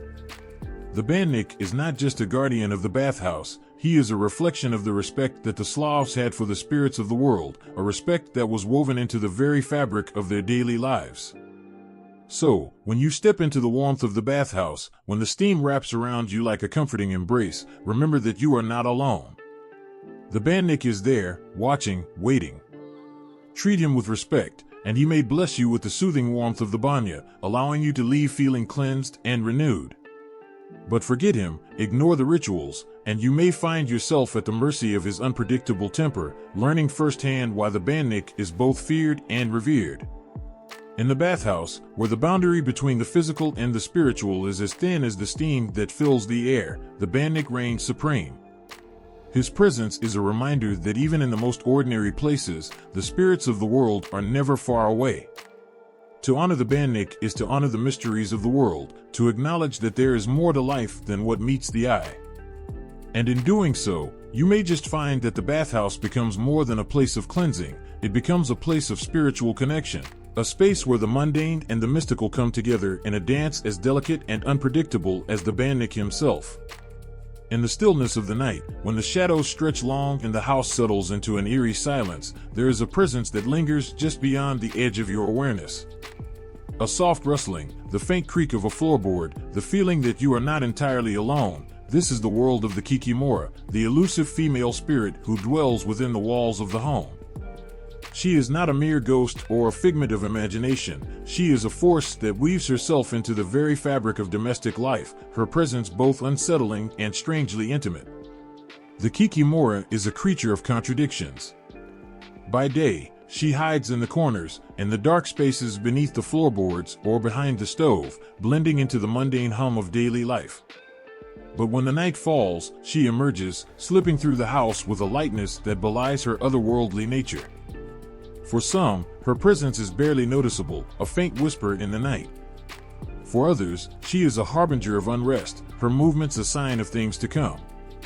She is often described as small and frail, with long, tangled hair and a face that is neither young nor old, neither beautiful nor hideous. Her appearance is not meant to frighten, but to remind those who live in the home that they are not alone, that there is something ancient and watchful in the very walls that surround them. The Kikimora's gaze is piercing, as if she can see into the hearts of those she haunts, knowing their secrets, their fears, and their desires. In the old tales, the Kikimora is often associated with household disturbances. She is the one who tangles the threads of the loom, who knocks over the pitcher of water, who makes the doors creak and the windows rattle in the dead of night. These small acts of mischief are not random, they are her way of communicating, of expressing her displeasure with the inhabitants of the house. If the household is in disorder, if there is tension, if the chores are neglected, if the home is not respected, the Kikimora will make her presence known in ways that cannot be ignored. But the Kikimora is not just a spirit of chaos. She is also a protector, a guardian of the home's spiritual balance. When treated with respect, she can be a silent ally, keeping the household safe from harm. In some regions, it was customary to leave a small offering for the Kikimora, a bit of bread, a few grains of salt, to appease her and ensure her goodwill. These gestures, simple as they were, held great significance, acknowledging the Kikimora's role in maintaining the delicate harmony of the home. Yet, the Kikimora is also a bearer of omens. If her disturbances grow more intense, if her presence becomes more tangible, it is often a sign that something is wrong, that a shadow looms over the household. Her actions are warnings, subtle hints that trouble is near. A chair rocking on its own, a mirror cracking, a sudden coldness in the air, these are her messages, her way of urging the inhabitants to pay attention, to mend what is broken before it is too late. There is a story of a family who lived in a small cottage on the edge of the forest. They were a hard-working, close-knit group, and their home was always clean and orderly. The Kikimora, who had lived in the house for generations, watched over them with a quiet fondness. She would sometimes appear at the edge of the mother's dreams, a silent figure, watching with eyes that seemed to glow in the darkness. The mother, sensing her presence, would wake with a start, but the feeling of unease would quickly fade, replaced by a deep, abiding sense of peace. One winter, the father fell ill, and the atmosphere in the house changed. The warmth that had always filled the home was replaced by a coldness that seemed to seep into every corner. The Kikimora began to stir, her restlessness growing with each passing day. The family, consumed by worry, failed to notice the small disturbances, the misplaced items, the creaking doors, the cold drafts that seemed to come from nowhere. It wasn't until the father's condition worsened that the Kikimora's warnings became impossible to ignore. One night, as the snow fell heavily outside, the mother awoke to find the Kikimora standing at the foot of her bed. The spirit's eyes were wide and filled with an urgency that chilled the mother to the bone. Without a word, the Kikimora pointed to the window, where a faint light flickered in the distance. The mother understood at once, help was needed, and it could not wait. She roused the family, and they set out into the storm, following the light that seemed to guide them through the darkness. When they returned, help in tow, the father's condition began to improve, and the warmth slowly returned to the house. The Kikimora, her duty fulfilled, retreated to the shadows, her presence once again subtle, almost imperceptible. The family never forgot the night the Kikimora saved them, and they never failed to leave a small offering by the stove, a silent thanks to the spirit who had watched over them in their time of need. The Kikimora's connection to the household is deeply rooted in the belief that the home is not just a physical space, but a living entity, with its own spirit, its own needs. To invite the Kikimora into your home is to accept that the walls have ears, that the house itself has a soul. It is to understand that every creak, every rustle, every unexplained chill is a reminder that you are never truly alone. Yet, the Kikimora's presence is not always so benevolent. For those who neglect their homes, who allow discord to fester, the Kikimora can become a source of torment. Her disturbances grow more frequent, more intense, until the very atmosphere of the house becomes oppressive. The once comforting space becomes a place of unease, where every shadow seems to hold a hidden threat, every sound a whispered warning. In these cases, the Kikimora is not just a reminder of the home's spiritual needs, she is a force of retribution, punishing those who fail to respect the sacredness of the space they inhabit. In the end, the Kikimora is a reflection of the household itself, a mirror of its state of being. She is a spirit of balance, of harmony, who can bring both peace and chaos, comfort and fear. To live with the Kikimora is to live in a home that is alive with spirit, a place where the mundane and the mystical intertwine, where the walls themselves seem to breathe with the presence of something ancient, something watchful. And in that presence, there is both a warning and a promise, a reminder that the home is not just a shelter, but a sacred space, and that those who live within its walls must do so with respect, with care, and with a deep awareness of the spirits that dwell within. In the still of the night, when shadows cling to every corner and the moon's pale light casts eerie shapes on the ground, the legend of the Upir stirs from its ancient slumber. This Slavic vampire is not merely a figure of folklore, but a creature of chilling, timeless terror that has seeped into the very fabric of vampire mythology. The Upir is not just a name whispered in fear, but a living embodiment of nightmares. Its origins trace back to Slavic lands, where it was believed to be a restless corpse, risen from the grave to haunt the living. Unlike the vampires of later tales, with their suave manners and alluring charm, the Upir is raw and visceral, a horrifying specter of the undead. The Upir's presence is both feared and loathed, for it represents the ultimate violation of life and death. It is said that the Upir is a corpse that has not found peace, a soul so troubled that it refuses to rest. This unrest gives it a ghastly vitality, a perverse form of life that preys on the living. With a hunger that drives it beyond the bounds of reason, the Upir seeks out the warmth of life to sustain its own cold existence. It is a creature that thrives in the darkness, emerging from its grave at night to roam the land in search of victims. What sets the Upir apart is its disturbing ability to drain not just blood, but life itself. The stories speak of its fangs, sharp and unyielding, which pierce the flesh with a relentless hunger. The Upir's bite is said to bring a slow, agonizing death, turning its victims into mere shadows of their former selves. Each bite, each drop of blood taken, is a step closer to the Upir's ultimate goal, to consume and extinguish life itself. The Upir's influence on vampire myths is profound and unsettling. It is from these ancient tales that the more familiar image of the vampire emerges.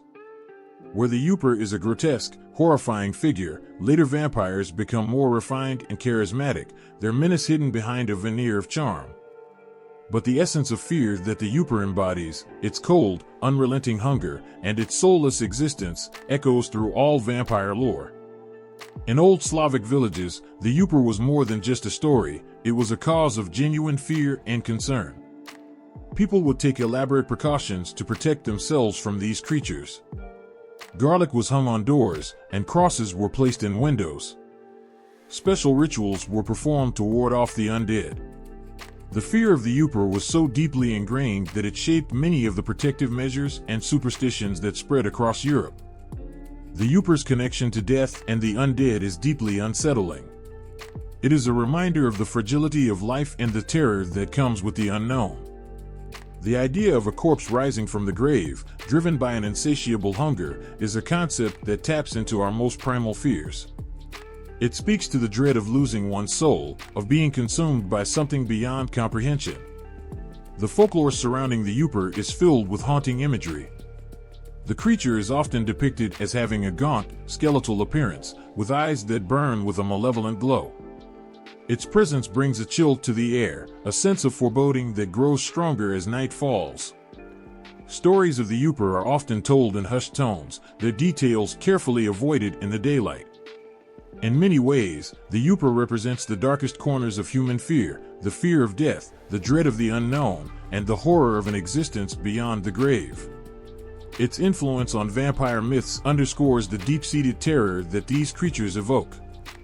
While later vampire tales might dress the Upir in a more glamorous guise, the core of the legend remains rooted in the primal fear of a being that defies death, consuming the living in its insatiable quest for life. The legacy of the Upir endures not just in stories, but in our collective imagination. It serves as a powerful reminder of the boundaries between life and death, and the terror that can arise when those boundaries are breached. The Upir is a figure that captures the imagination, a spectral reminder of the darkness that lies just beyond the veil of the known, lurking in the shadows and waiting to strike when least expected.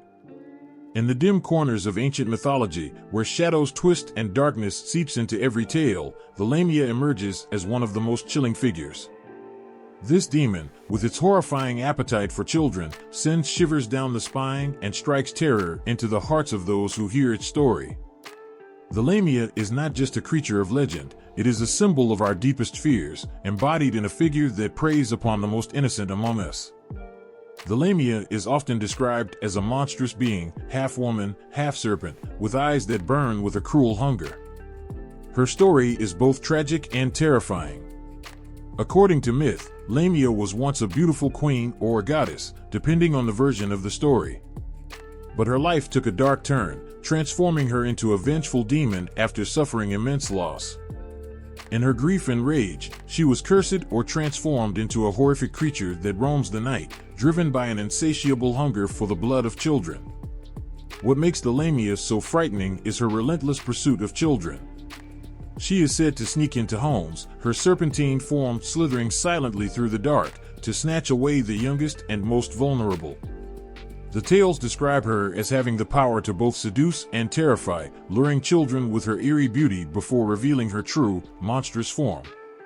The sheer cruelty of her actions, devouring innocent lives, strikes a deep chord of fear and revulsion. The Lamia's story resonates with similar myths from other cultures, where demons and monsters are also known for their horrific appetite for children. These tales, spread across various cultures, often serve to underscore a common fear: the vulnerability of the young and the dread of losing them to an unseen, malevolent force. In Greek mythology, for example, Lamia's story has parallels with other child-eating monsters, such as the Greek myth of the Mormo. The Mormo was a demon who, like the Lamia, was believed to prey upon children who misbehaved. Similar fears manifest in other cultures too. In the Middle Eastern folklore, there is the tale of the Karina, a female demon who would snatch children from their homes. In Japanese mythology, the Rokurokubi, a type of yokai, could stretch its neck and scare children into submission. These stories, though varied in details and appearances, share a core element: the fear of a predatory figure targeting the innocent. The Lamia's presence in folklore serves a dual purpose. On one hand, it embodies the primal fear of losing one's child to an unknown and uncontrollable force. On the other hand, it acts as a cautionary tale, warning of the dangers that lurk in the dark and the consequences of crossing boundaries. The Lamia is not just a monster, she is a reflection of our deepest anxieties about protection, safety, and the vulnerability of the most cherished members of our lives. The story of the Lamia is more than just a horror tale, it is a dark mirror reflecting the anxieties of ancient and modern societies alike. It taps into the universal fear of harm befalling the innocent and the helpless. As such, it remains a powerful symbol in folklore, a figure that continues to haunt our nightmares and shape our cultural fears. In the cold, unfeeling darkness of night, the Lamia lurks, a creature born from tragedy and rage. Her tale is a chilling reminder of the fragility of life and the terror that can arise from our deepest fears. Through her story, we confront the darkest corners of our imagination, facing a demon that embodies the horror of losing what we hold most dear. As night falls and shadows stretch across the land, a chilling transformation begins. A figure emerges from the darkness, a creature of terror and legend. The Folklore, the Slavic werewolf, is not merely a monster but a profound embodiment of fear and primal rage. Its story is as old as the legends that whisper through the cold night, and its presence is felt in every eerie howl that cuts through the stillness. The transformation of the Folklore is a process steeped in horror. By day, it appears as an ordinary person, blending in with the daily lives of the villagers. But when the moon rises and the world is cloaked in darkness, a terrible change takes place. Bones crack and reshape, muscles bulge and twist, and the human form is torn apart to reveal a fearsome beast. The Folklore stands tall on its hind legs, its eyes glowing with a malevolent light, and its jaws dripping with an unquenchable hunger. The mere thought of this transformation, of a person you might know changing into a beast of nightmare, sends shivers down the spine. The traits of the Folklore are those of a creature born from the deepest fears. Its fur is matted and dark, blending seamlessly with the night. Its claws are sharp, capable of rending flesh and bone with ease. The howl of the Folklore, a mournful and haunting sound, echoes through the woods, sending the message that it is near. This howl is not just a call but a harbinger of doom, a signal that the beast is on the prowl and that no one is safe from its predatory instincts. The fearsome reputation of the Folklore is built upon the terror it inspires. Villagers whisper about the beast that stalks the night, its presence a dark shadow over their lives. The Folklore is known for its brutal attacks, tearing apart livestock and occasionally, in the most horrifying tales, attacking humans. The sheer strength and savagery of the creature make it a figure of dread, a nightmare that seems to come alive under the moonlight. What makes the Folklore even more terrifying is the knowledge that it was once one of their own, an ordinary person who, under the curse or through dark magic, has become this monstrous being. The fear is not just of the beast, but of the betrayal of something familiar, something once trusted now turned into an instrument of terror. The stories of the Folklore are filled with tragic moments, where loved ones are revealed to be the very monsters that terrorize their communities. In many tales, the Folklore's curse is often depicted as a punishment for wrongdoing or a result of dark magic. Some say it is a consequence of making pacts with dark forces, while others believe it is a form of divine retribution. Regardless of the cause, the transformation into a Folklore is both a personal and communal horror, a reminder of the thin line between humanity and monstrosity. The Folklore's reputation is so fearsome that it influences the actions of entire communities. Villages may take drastic measures to protect themselves, from laying out protective charms to keeping fires burning all night long. Stories of the Folklore become cautionary tales, warnings of the darkness that lurks just beyond the edge of the known world. In every tale of the Folklore, there is an underlying current of dread, a fear that is both personal and universal. The transformation from a person to a beast, the terror of the night, and the brutal attacks all weave together to create a creature that is as compelling as it is horrifying. The Folklore embodies the primal fear of losing control, of becoming something monstrous and uncontrollable, and it taps into the deepest anxieties about the nature of humanity and the lurking darkness within us all. The Folklore stands as a chilling reminder of the fears that live in the dark, the horrors that wait under the cover of night. It is a figure of terror and tragedy, a creature born from the deepest corners of human imagination, and its story is a haunting echo of the fears that have haunted humanity for generations. In the hushed whispers of night and the quiet corners of ancient Slavic lore, there exists a haunting presence known as the Nav. These are the spirits of the unborn dead, and their tragic tales weave through the fabric of Slavic culture like a dark, mournful song. Their stories evoke a chilling sense of sorrow and an enduring sense of loss that strikes at the heart of anyone who hears them. The Nav are not spirits born from natural death or old age, they are the souls of those who never had the chance to live. They are the echoes of children who were lost before they could see the light of day. These souls, trapped in a state of limbo, drift through the world, carrying with them the sadness of lives that never were. Imagine the intense grief of a parent who has lost a child before birth, a pain that can never fully be expressed or healed. The Nav are a reflection of that deep sorrow, a reminder of the dreams that were never realized and the futures that were never lived. They are often depicted as forlorn, wandering spirits who cannot find rest because they were never given the chance to live the lives they were meant to have. In Slavic folklore, the Nav are said to linger near the living, their presence felt but rarely seen.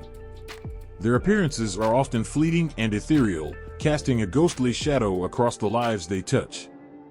They are the sorrowful wails heard in the quiet of the night, the chill that creeps down your spine when you think no one else is near. Their very existence is a mournful testament to the losses endured by families and communities. These spirits are often associated with places where the veil between life and death is thin, graveyards, abandoned homes, or any place that holds a sense of quiet desolation. Their haunting presence serves as a stark reminder of the fragility of life and the unfulfilled hopes that linger in the air.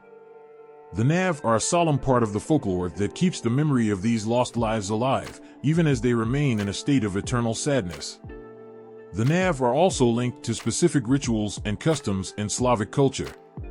There are traditional practices meant to appease these spirits and offer them some semblance of peace. Offerings might be left at places where the Nav are believed to wander, and certain prayers are said to help guide them towards the afterlife. These customs are a way for the living to acknowledge and honor the lost, ensuring that their memories are not forgotten. The tragic origins of the Nav evoke a profound sense of empathy and sadness.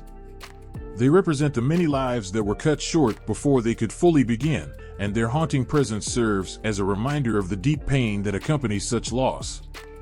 In folklore, they are not merely ghosts, but symbols of a profound emotional wound, a wound that echoes through generations and touches the hearts of those who hear their story. In every culture, there are stories that capture the essence of our deepest fears and sorrows. The Nav are one such tale, a haunting reflection of the pain of lost potential and the lingering sorrow of lives that never came to be. Their presence in Slavic folklore reminds us of the fragility of life and the enduring impact of loss, resonating with anyone who has experienced the deep ache of unfulfilled dreams and the sorrow of lives cut short. In the murky depths of ancient forests and the shadowy recesses of forgotten legends, the Zmey, an imposing serpent dragon, slithers through the dark. This fearsome creature, with its serpentine body and fearsome gaze, is a central figure in Slavic folklore, embodying both terror and mystery. Visualize a beast with scales that glimmer like cold steel, each one a reflection of 1,000 lost dreams. The Zmey's eyes blaze with an unnatural light, casting a menacing glow over the landscape. It coils through the underbrush with a grace that belies its sheer size, its every movement a blend of elegance and danger. Its serpentine form, often depicted with multiple heads, is a nightmare come to life, a creature both beautiful and horrific. The Zmey is not merely a monster, it is a symbol of the formidable challenges and fears that lie at the heart of many Slavic tales. In these stories, the Zmey often represents an insurmountable obstacle, a force of nature that stands in the way of heroes and ordinary folk alike. It embodies the chaos and destruction that can upend lives and reshape destinies. In countless tales, the Zmey is a creature of immense power and cunning. It is known to guard treasure, hold entire kingdoms hostage, or even kidnap princesses, drawing heroes from far and wide to confront it. These stories paint the Zmey as a formidable adversary, a test of bravery and strength. The battles with the Zmey are epic in scale, often involving intense struggles that test the limits of human courage and resolve. The symbolic meaning of the Zmey extends beyond its fearsome exterior. It represents the darker side of human experience, the fears, doubts, and challenges that loom large in our lives. The Zmey is a reflection of the internal and external struggles that everyone faces, a metaphor for the trials that test our strength and willpower. The hero's quest to defeat the Zmey is more than a physical battle, it is a journey of personal growth and transformation. In Slavic folklore, the Zmey is often portrayed with multiple heads, each one symbolizing a different aspect of its malevolence. This multi-headed form makes it even more terrifying, as it represents the idea that evil and challenges come in many forms, each more daunting than the last. The heroes who face the Zmey must confront not just one obstacle, but many, reflecting the complex nature of the trials we face in our own lives. Despite its fearsome nature, the Zmey is also a part of the rich tapestry of Slavic culture, embodying the complexities of human experience.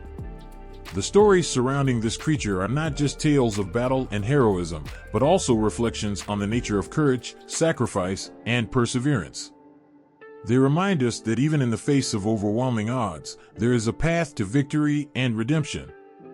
The Zmey's role in Slavic folklore is a powerful reminder of the human spirit's capacity to overcome adversity. Its depiction as a fearsome dragon with a multitude of heads speaks to the many challenges that individuals may face, each one more daunting than the last. Yet, it also underscores the belief that with bravery and determination, even the most terrifying obstacles can be overcome. Through the lens of these ancient stories, the Zmey becomes more than just a monster.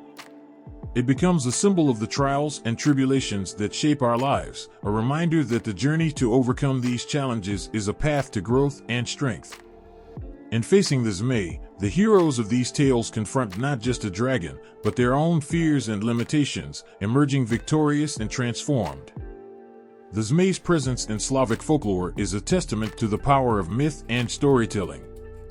It captures the imagination and speaks to the universal human experience of facing and overcoming great challenges. The stories of the Zmey remind us of the strength that lies within us all and the courage required to face the fears that lurk in the darkest corners of our lives. In the heart of Slavic folklore, where shadows twist and the line between the living and the dead blurs, there lurks a creature of unspeakable horror known as Vai. This terrifying entity, often depicted with eyes that hold the power to see through both flesh and soul, represents the darkest fears that haunt the corners of our imagination. Imagine the chilling sensation of being watched by unseen eyes, feeling a cold weight pressing on your chest as if something sinister is observing your every move. Vai embodies this fear with a gaze so powerful that it can pierce through any shield of illusion, laying bare the deepest secrets of anyone who dares to meet its eyes.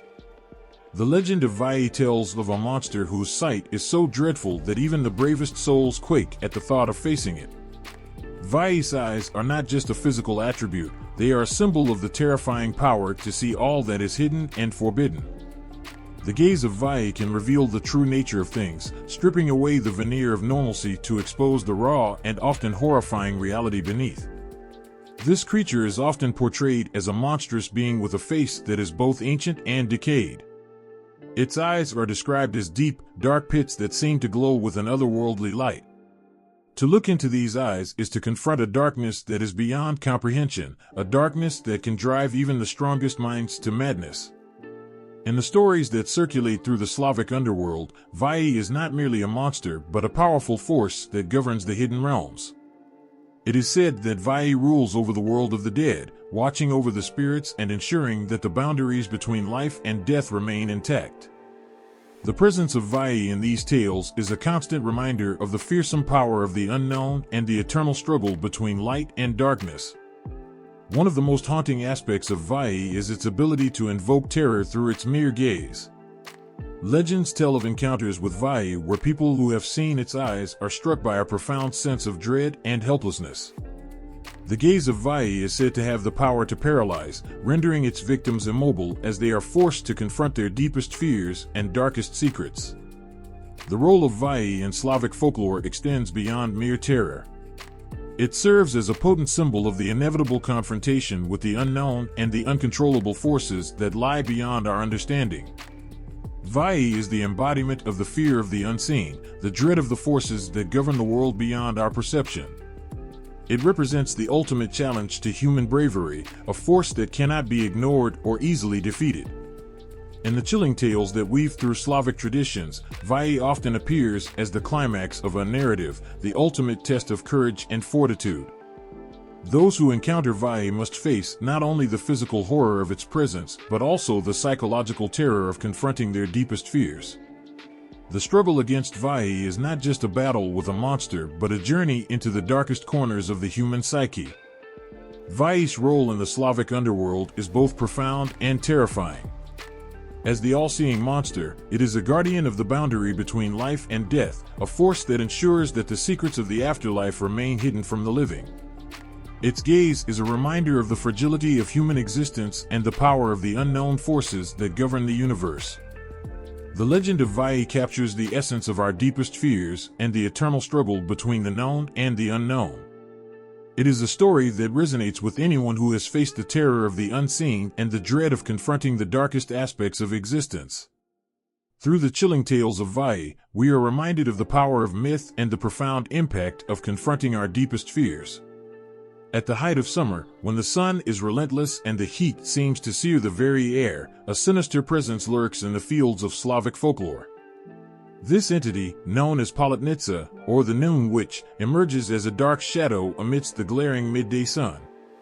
The tale of Polotnitsa is one woven with dread and caution, a chilling reminder of the perils that can arise even in the midst of the most mundane tasks. Imagine the searing heat of noon, where the sun casts harsh shadows and the ground feels as though it is pulsating with heat. Amidst this oppressive heat, Polotnitsa prowls with a malevolent intent, her presence as scorching as the sun itself. Farmers and laborers working in the fields at this time would feel the eerie chill of her approach, a chilling counterpoint to the otherwise blistering warmth. Polotnitsa is no mere specter, she is a fearsome figure that embodies the dangers that can lie hidden beneath the surface of everyday life. Polotnitsa is often described as a spectral woman, sometimes appearing as a beautiful but haunting figure. Her appearance is as deceiving as it is dangerous. At first glance, she may seem like a figure of enchantment, but this facade quickly gives way to a darker reality. Her true nature is that of a vengeful spirit, driven by an ancient grudge and a profound connection to the cycles of nature and agriculture. The connection between Politnitsa and agriculture is a particularly haunting one. In the folklore, she is said to emerge during the hottest part of the day, when the fields are at their most parched and the laborers are at their most vulnerable. It is at this time that she appears to wreak havoc, targeting those who are working too hard or who have angered her in some way. Her appearance at midday, when the sun is directly overhead, symbolizes the harsh and unforgiving nature of the agricultural work that defines the lives of many. The terrifying aspect of Politnitsa is not just in her appearance, but in the consequences of crossing her path. Legends speak of her striking down those who are caught in the fields at noon, leaving them exhausted, sick, or even dead. Her presence is a reminder of the dangers inherent in the natural world and the need to respect its rhythms. To see Politnitsa is to encounter a force that embodies the unforgiving nature of the sun and the harshness of the midday heat. In the stories, Politnitsa's wrath is often associated with laziness or disrespect. She is said to punish those who do not work diligently or who fail to observe the proper rituals and respect for the land. Her anger is a reflection of the broader consequences of failing to respect the natural order and the vital role that agriculture plays in sustaining life. The fear surrounding Politnitsa serves as a powerful deterrent for those who might be tempted to shirk their responsibilities or take the natural world for granted. Her legend is a chilling reminder that nature is not always benevolent and that there are forces beyond our control that can turn against us if we do not tread carefully. The tale of Politnitsa is a story that resonates with anyone who has experienced the oppressive heat of midday or who has faced the dangers that can come with working in harsh conditions. It speaks to the primal fear of encountering something beyond our understanding, something that can strike without warning and with devastating effect. Her presence is a powerful symbol of the need to respect the natural world and the harsh realities that can arise when we fail to do so. Politnitsa's story is not just one of fear, but also of respect and caution. It reminds us of the delicate balance between human activity and the forces of nature, and the consequences of disrupting that balance. Her legend endures as a testament to the power of folklore to convey profound truths about the world and our place within it.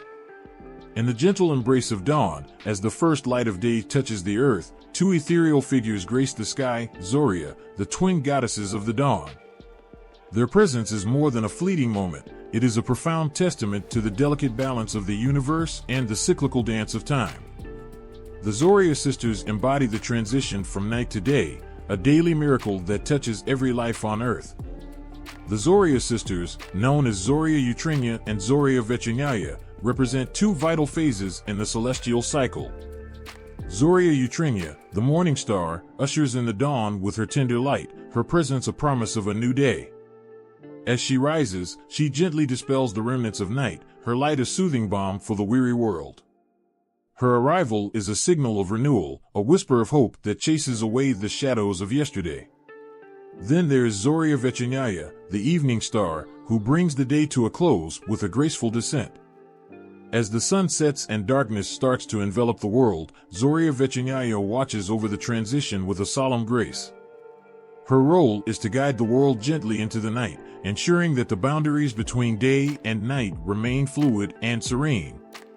Her presence is a reminder that even as the sun sets, there is beauty and tranquility to be found in the twilight hours. Together, the Zoria sisters hold the universe in their tender, celestial hands. They are the guardians of the sky, ensuring that the cosmic order remains intact. Their watchful eyes are said to be ever vigilant, keeping the balance between light and darkness, order and chaos. Their influence extends beyond mere timekeeping. They are symbols of the eternal cycle, the endless rhythm of life that governs all existence. The connection between the Zoria sisters and celestial cycles is profound and deeply rooted in the fabric of the universe. They mark the passage of time, their movements a celestial dance that governs the rise and fall of the sun, the ebb and flow of light and darkness. Their roles are integral to the natural order, their presence a constant reminder of the cycles that govern life and the universe. In Slavic folklore, the Zorya sisters are not just passive observers, they are active participants in the cosmic drama. They are seen as protectors of the world, their actions ensuring that the balance between light and dark remains undisturbed. Their guardianship is not only of the celestial realms, but also of the mortal world, their presence a safeguard against the forces that seek to disrupt the harmony of existence. Their connection to the celestial cycles also speaks to the deeper rhythms of life itself. The rise of Zorya Utrenia heralds a new beginning, a chance to start afresh and embrace the opportunities that a new day brings. Similarly, the descent of Zorya Vechinaya signals a time of reflection and rest, a moment to honor the day's end and prepare for the cycles that will come. The Zorya sisters' influence extends into the hearts and minds of those who revere them. Their daily dance across the sky serves as a reminder of the beauty and majesty of the natural world. It encourages a sense of wonder and appreciation for the seemingly ordinary moments of dawn and dusk, moments that are in fact charged with cosmic significance. In a world that is often rushed and chaotic, the presence of the Zorya sisters offers a serene reminder of the importance of rhythm and balance. They teach us to honor the transitions in our own lives, to recognize the value of both beginnings and endings, and to find peace in the cycles that govern our existence. The story of the Zorya sisters is a testament to the power of folklore to capture the essence of the natural world and the profound connections that bind us to the universe.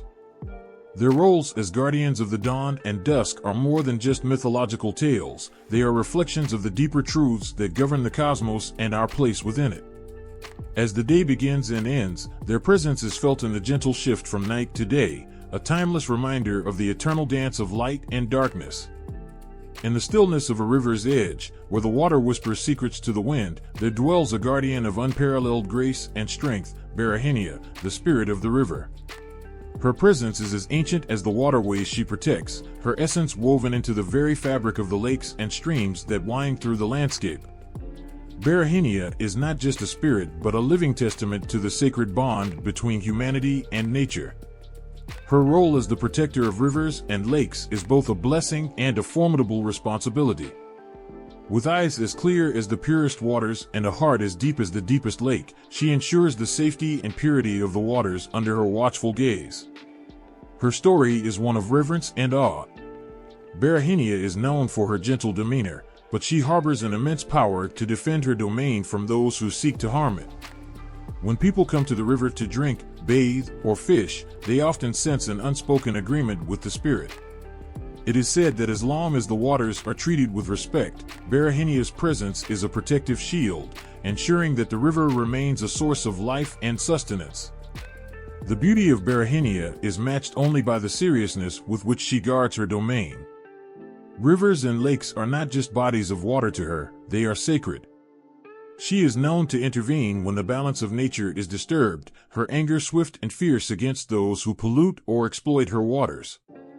In these moments, her presence is a powerful force of nature, reminding all who encounter her of the consequences of disrespecting the natural world. Legends tell of her interactions with those who seek her favor. Fishermen and travelers who approach the water with reverence often leave offerings of flowers or small tokens of gratitude, hoping to earn her blessing. In return, Barahinia's protection ensures bountiful catches and safe journeys. She is known to appear as a shimmering figure rising from the depths, her form as fluid and graceful as the water itself. Her beauty and kindness are evident in the serene, sparkling waters that flow from her domain, reflecting the sunlight like 1,000 tiny diamonds. However, her protection is not solely limited to ensuring the purity of the waters. Barahinia is also a guardian of the creatures that dwell within. The fish, frogs, and birds that call the river home are under her care, their well-being intertwined with the health of their habitat. When the river is threatened by drought or pollution, Barahinia's sorrow is felt deeply, her distress manifesting in the fading of the river's once vibrant life. It is said that her tears can cause the waters to rise, restoring balance and healing the damage done. Her connection to the river is profound, her presence a constant reminder of the delicate balance between humanity and nature. In times of drought or flood, her influence is particularly poignant.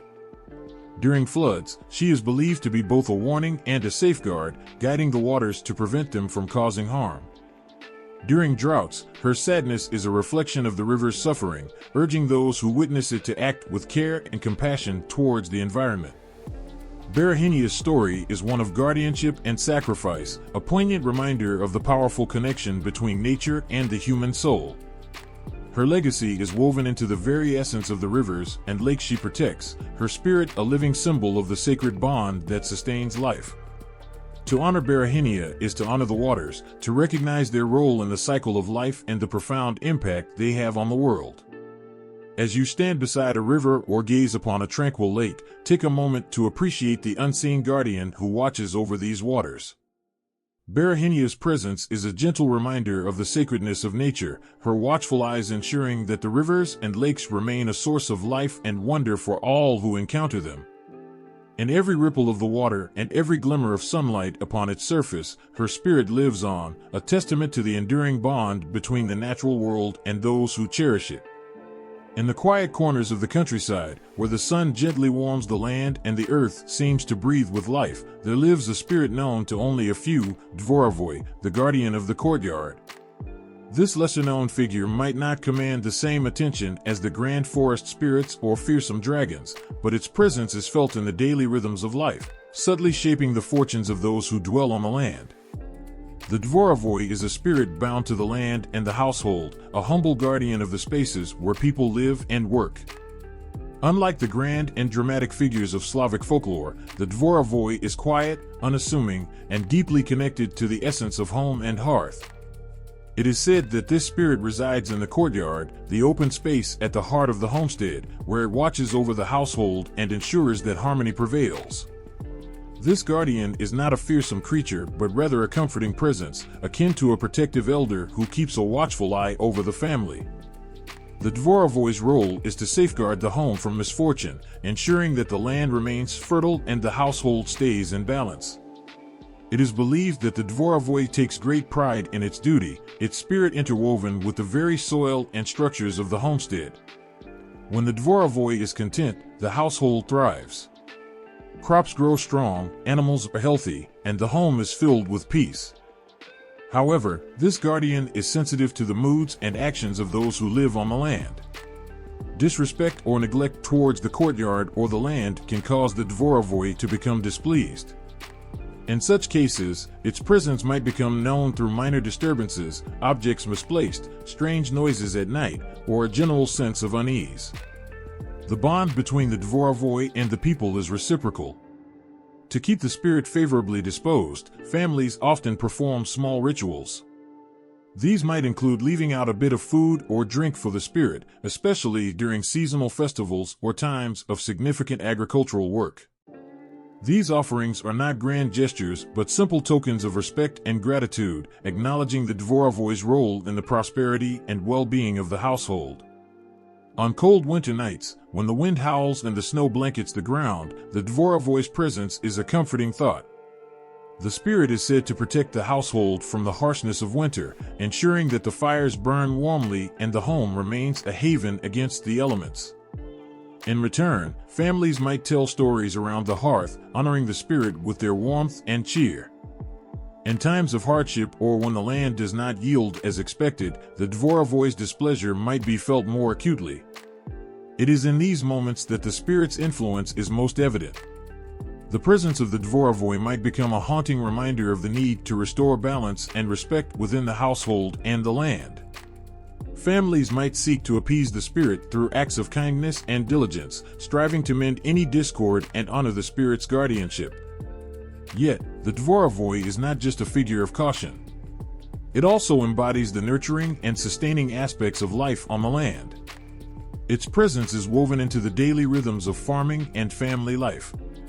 The spirit's influence is subtle but profound, a reminder that the land and the home are sacred spaces deserving of care and respect.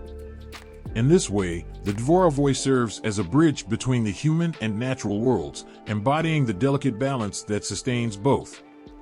As you walk through a courtyard or tend to the garden, remember the quiet guardian who watches over these spaces. The Domovoy's presence, though often unseen, is a reminder of the deep connection between humanity and the land.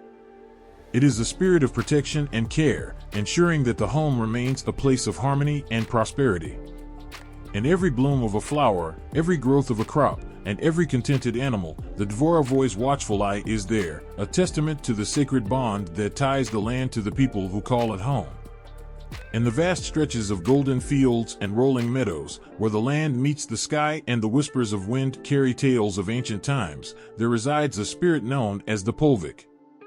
This guardian of fields is both a trickster and a protector, a presence felt in the heart of the land where crops grow and life flourishes. The Polvik is a spirit of the fields, embodying the untamed essence of nature. With a wild and unpredictable nature, it dances through the crops, both mischievous and benevolent. Its presence is like a gust of wind, sometimes gentle and nurturing, other times wild and unruly.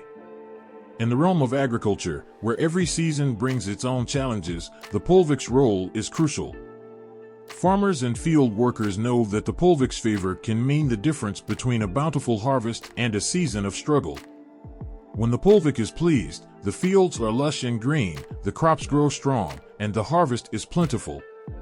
But when the Polvik's disfavor and the spirit's mischief can turn the same fertile land into a place of misfortune. The Polvik is known for its playful tricks. In the early morning, when the mist clings to the earth and the first light of dawn touches the fields, the Polvik might rearrange the rows of crops, playfully hiding tools, or even lead farmers astray. Such tricks are not meant to cause harm, but to remind those who work the land of the spirit's presence and the importance of respect. The Polvik's antics are a way of keeping the balance, ensuring that no one becomes too complacent or neglectful of their duties. Yet, the Polvik is not merely a prankster. Beneath the surface of its mischief lies a deeper role as a guardian. During times of drought or harsh weather, the Polvik's protection becomes especially significant. The spirit's role is to watch over the fields, ensuring that the crops have the best chance of survival despite the challenges posed by nature. When the land suffers, the Polvik is known to be a sympathetic guardian, guiding the farmer's hands and helping to turn the tide. Farmers often offer small tokens of gratitude to appease the Polvik and ensure a good harvest. Simple acts like leaving a portion of the harvest behind or making offerings of bread and milk are meant to show respect and maintain a harmonious relationship with the spirit. These gestures are not just about seeking favor, but about acknowledging the Polvik's role in the cycle of growth and harvest.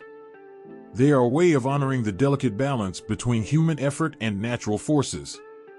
In the quiet moments of the day, when the fields are bathed in golden light and the earth hums with life, the Polvik's presence is felt most strongly. It is in these moments of stillness that the spirit's guardianship shines through. The fields, though vast and seemingly endless, are watched over by the Polvik's watchful eye, ensuring that every grain of seed has the chance to grow and thrive. When the harvest is good and the fields are full, the Polvik's mischief turns into celebration.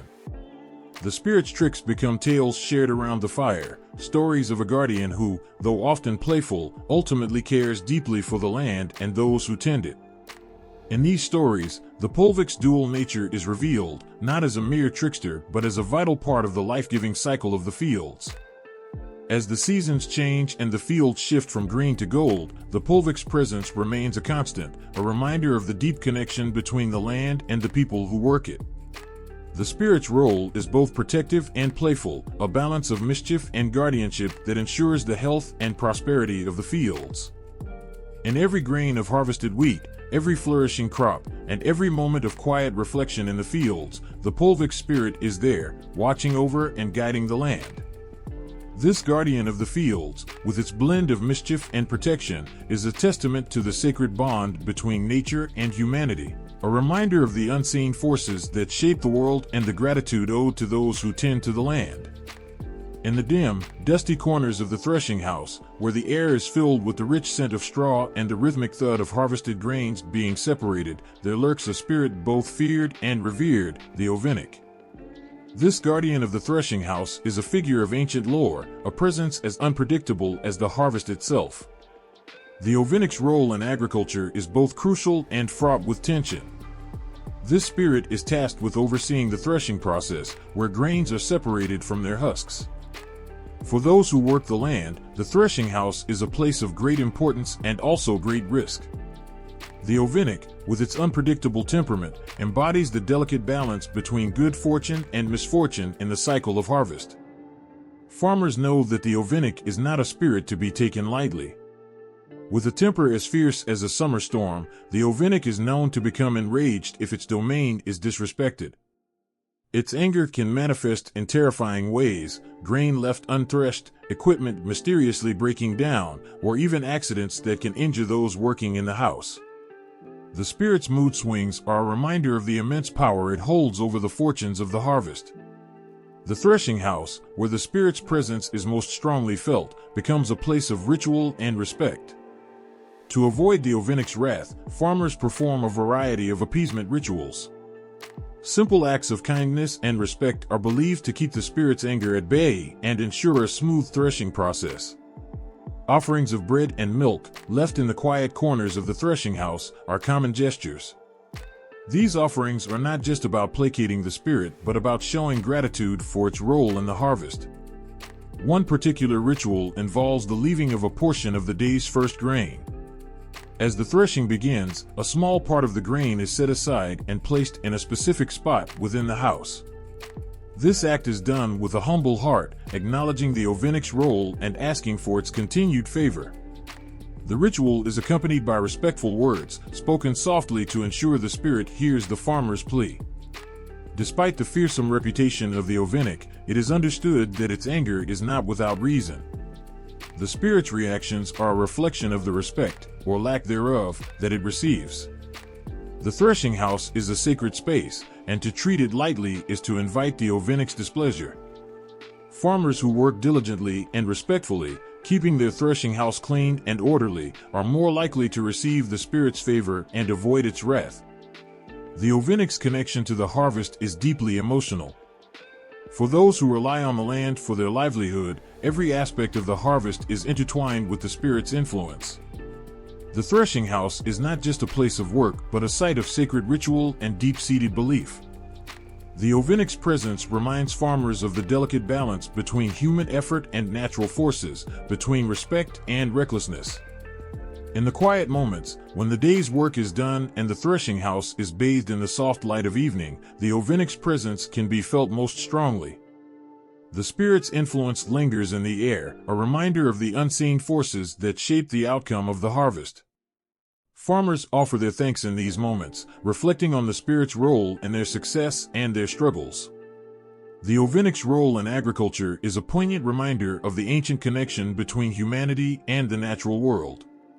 It is a spirit that embodies the trials and triumphs of the harvest, a figure whose temper and favor can make or break the fortunes of those who work the land.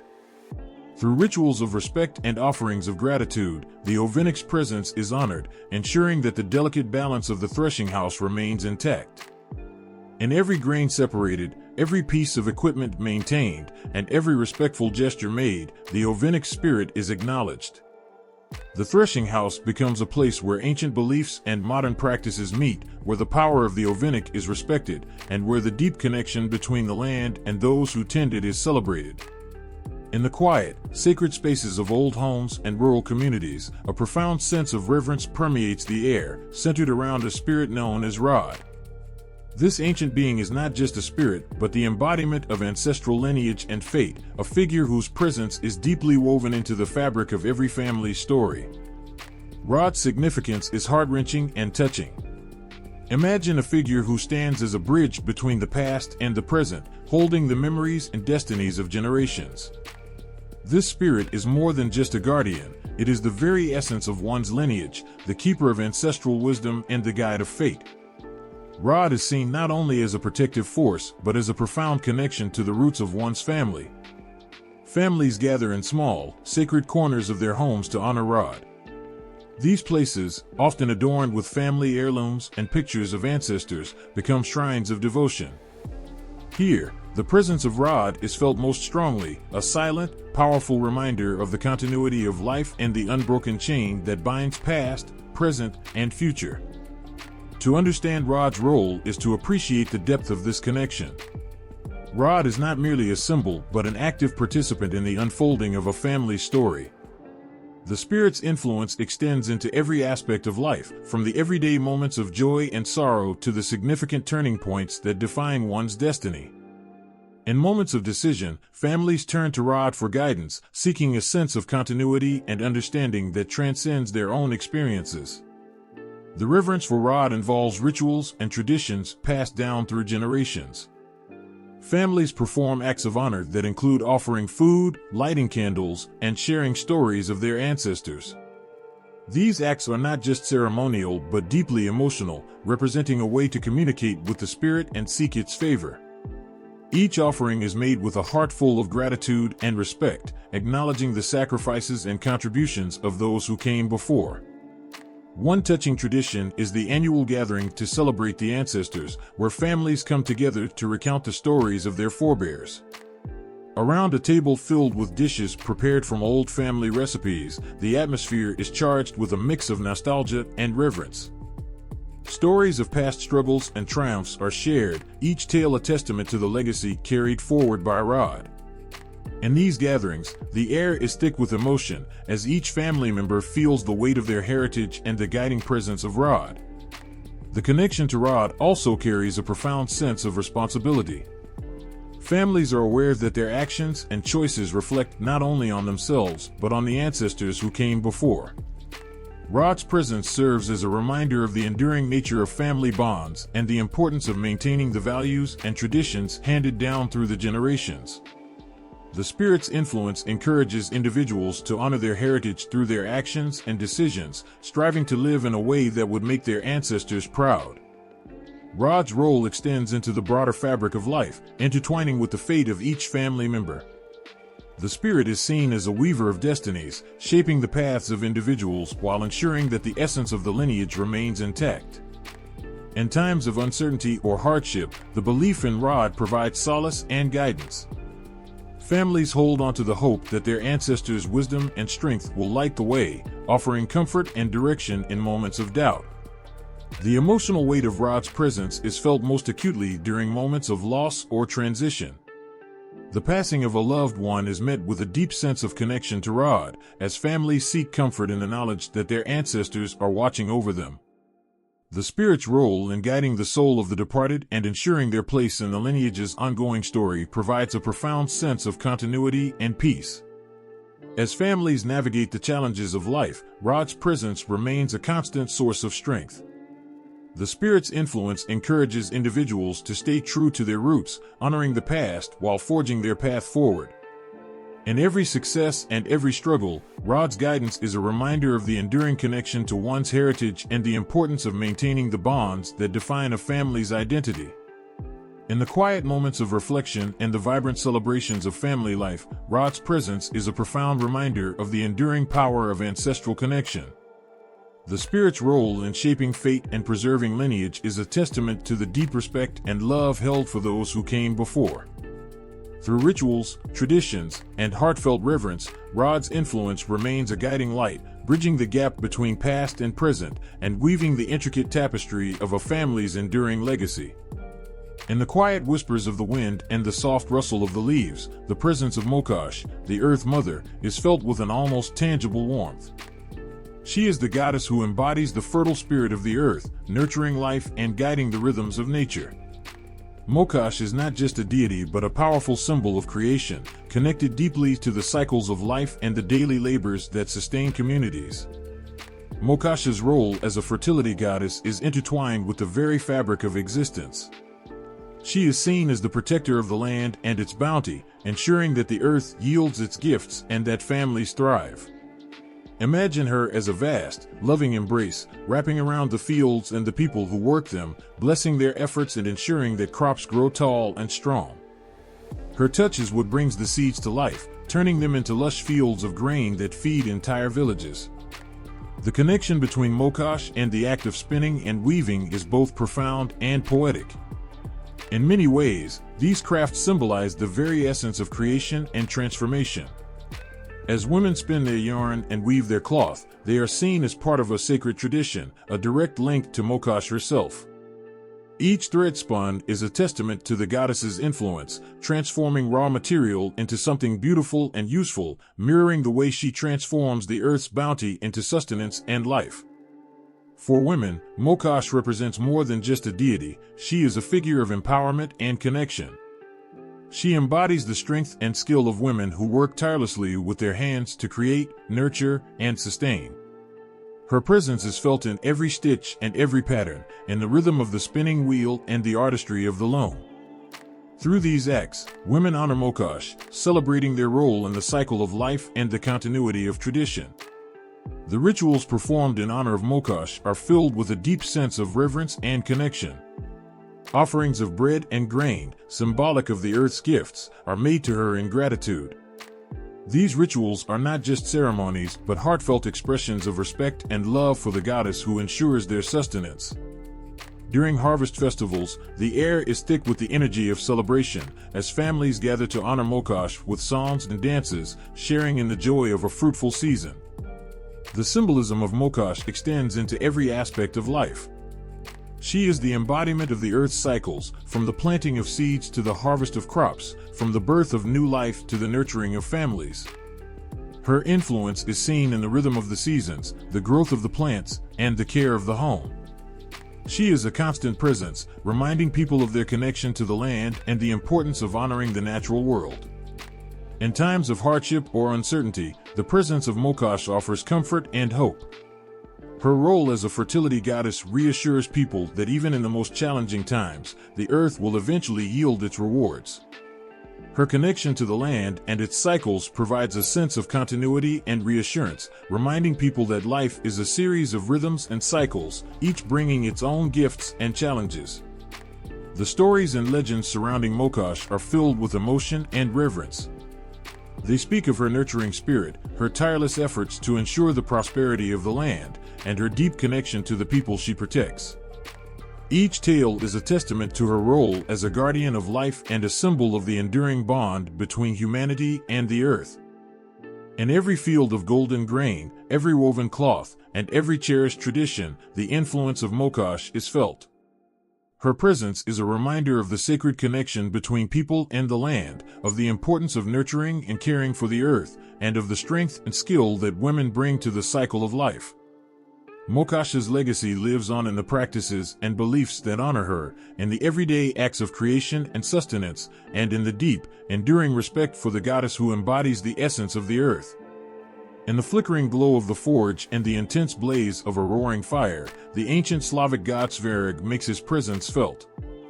His name, echoing through the ages, speaks of the primal force of creation and the fierce, transformative power of fire. Svarog is not just a god of flames, but a symbol of the life-giving and life-changing energy that fuels the world. Picture the blacksmith's forge, where the hammer strikes the anvil with rhythmic clinks that resonate like the heartbeat of the earth.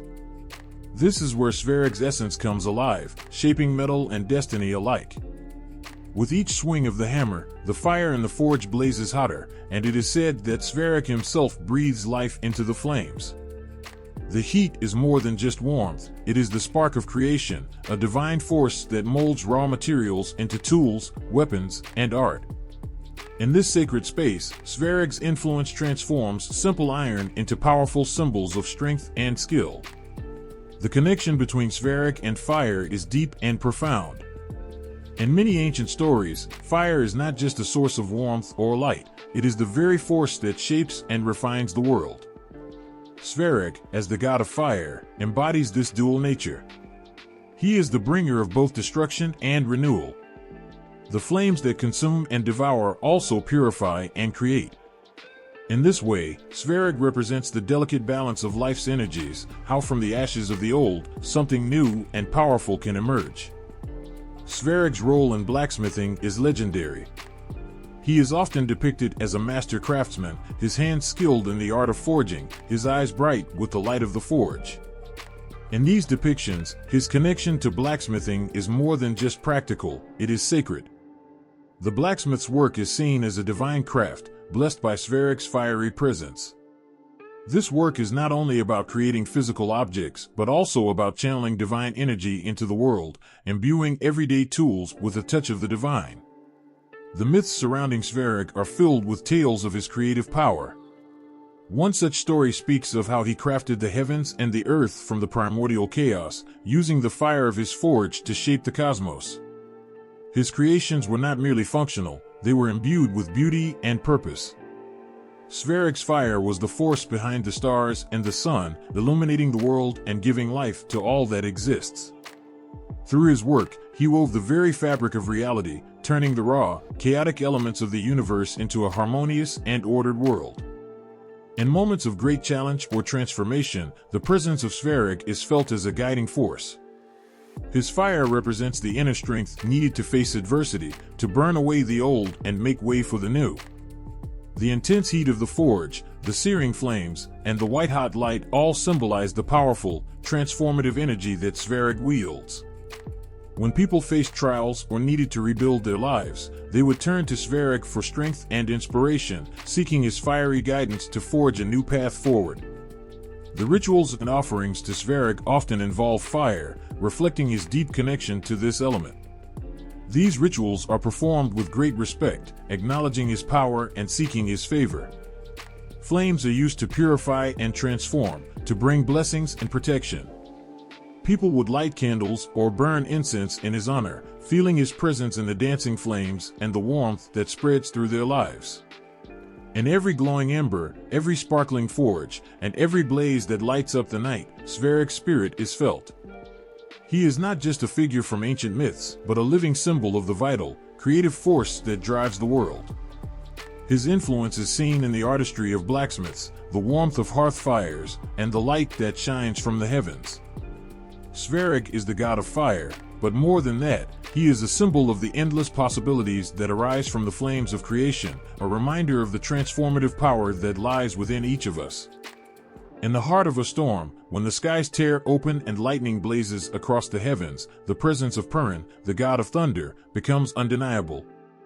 He is not just a figure of ancient lore, but a living, crackling force that commands respect and awe. With each thunderclap that rumbles through the sky and every bolt of lightning that lights up the night, Purin asserts his dominance as the chief deity of the Slavic pantheon. Purin is the embodiment of the raw, untamed power of nature. His name itself echoes the roar of thunder and the flash of lightning. In myths, he wields a mighty axe or a hammer, and it is said that when he strikes, the heavens shake. The sound of thunder is his voice, booming with authority and echoing through the clouds. The flashes of lightning are his eyes, blazing with intensity, illuminating the darkness of the world below. When Purin is angered, the skies become a battleground where he clashes with his foes, using his lightning to protect the world and punish those who defy him. Purin's association with war adds a layer of profound intensity to his character. In the ancient world, thunder was not just a natural phenomenon, it was a sign of divine intervention. When warriors prepared for battle, they would invoke Purin's name, seeking his favor and strength. The storm's fury mirrored the chaos of war, and Purin's lightning was seen as a sign of his powerful presence on the battlefield. His dominance was unquestioned, and his protection was sought by those who faced the trials of conflict. The myths of Purin are filled with vivid tales of his battles and triumphs. He is often depicted as a fierce, warrior-like figure, with a thunderous voice and a gaze that could set the heavens aflame.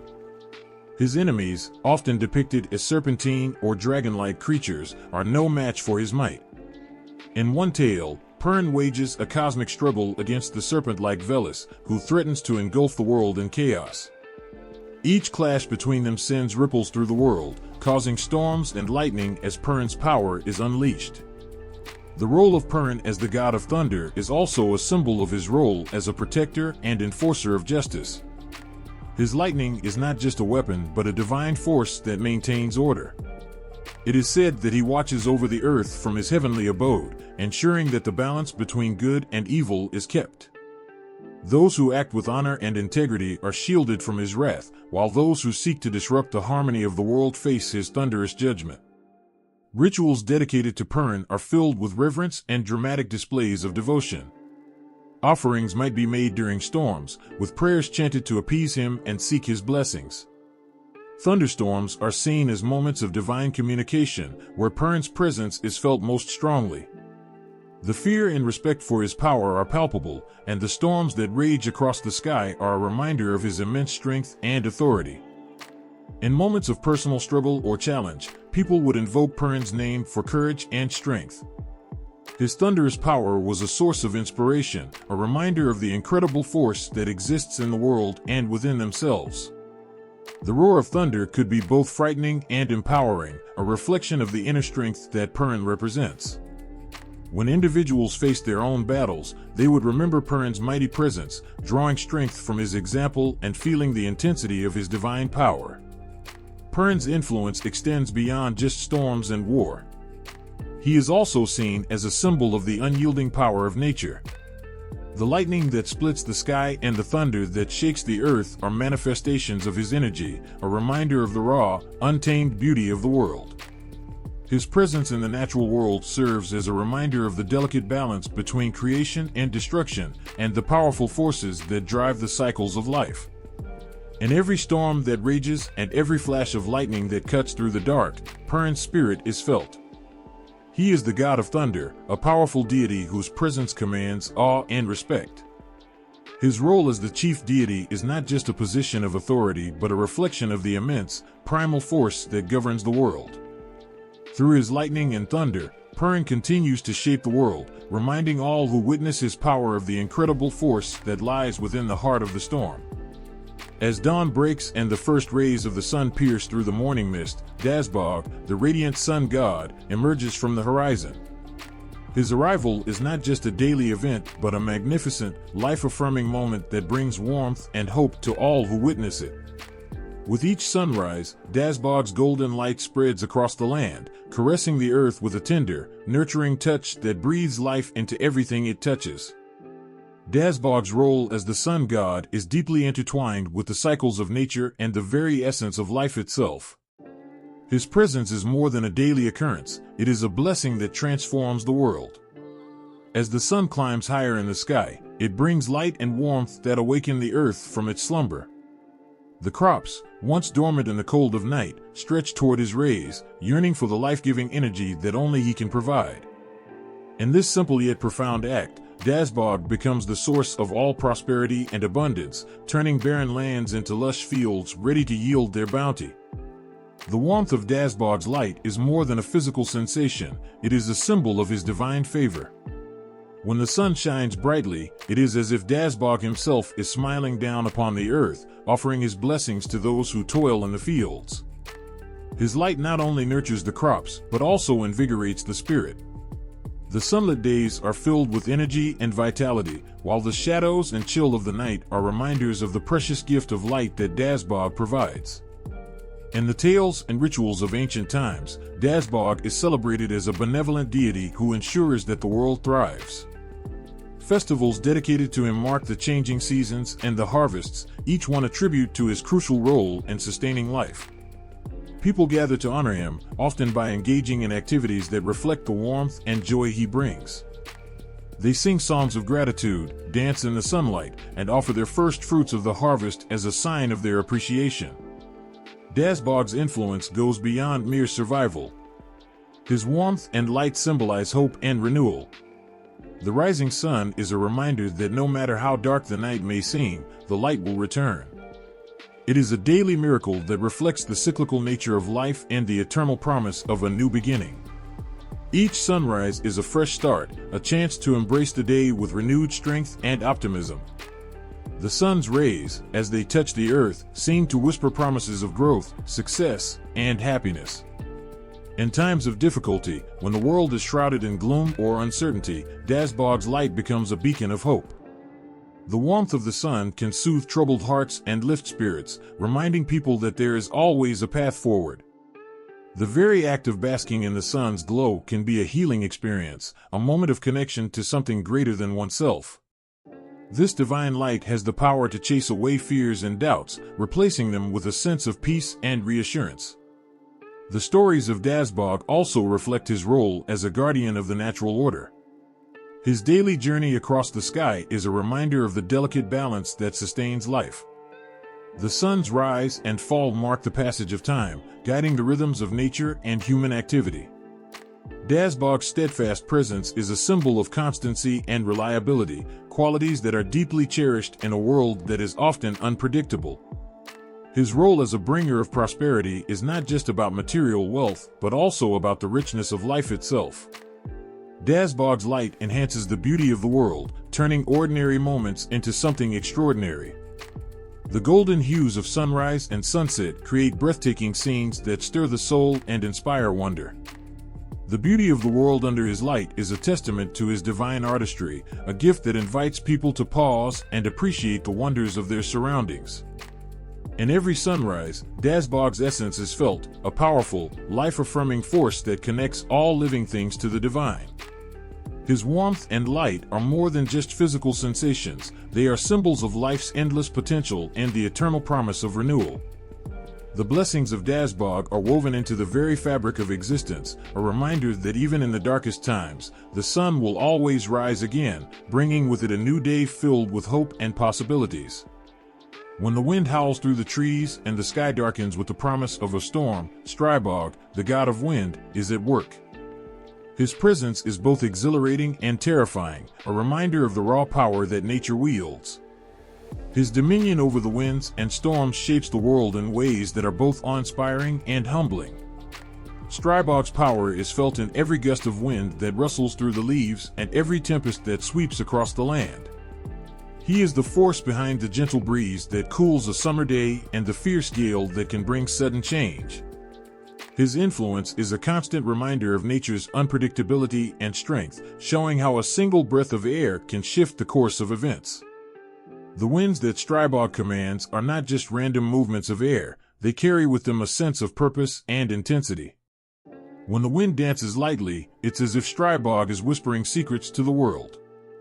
His gentle breezes carry the promise of calm and serenity, bringing relief and renewal. But when the winds pick up speed, Strybog's temper becomes evident. The storms he stirs can be both magnificent and destructive, shaking the very foundations of the earth.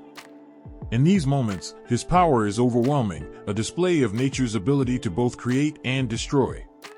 Strybog's control over the weather is both a blessing and a curse. In agricultural societies, his winds bring essential rains and disperses seeds, fostering growth and abundance. The same winds, however, can also bring droughts and floods, reminding people of the fragile balance between prosperity and disaster. His storms have the power to reshape landscapes, uproot forests, and flood valleys. This dual nature of Strybog's influence reflects the broader truth that nature's gifts often come with risks and uncertainties. The majesty of a storm is a testament to Strybog's grandeur. When thunder rumbles and lightning splits the sky, it's as if Strybog is showing his raw, untamed power. The storm's fury is a reminder of his dominance, a force that commands respect and awe.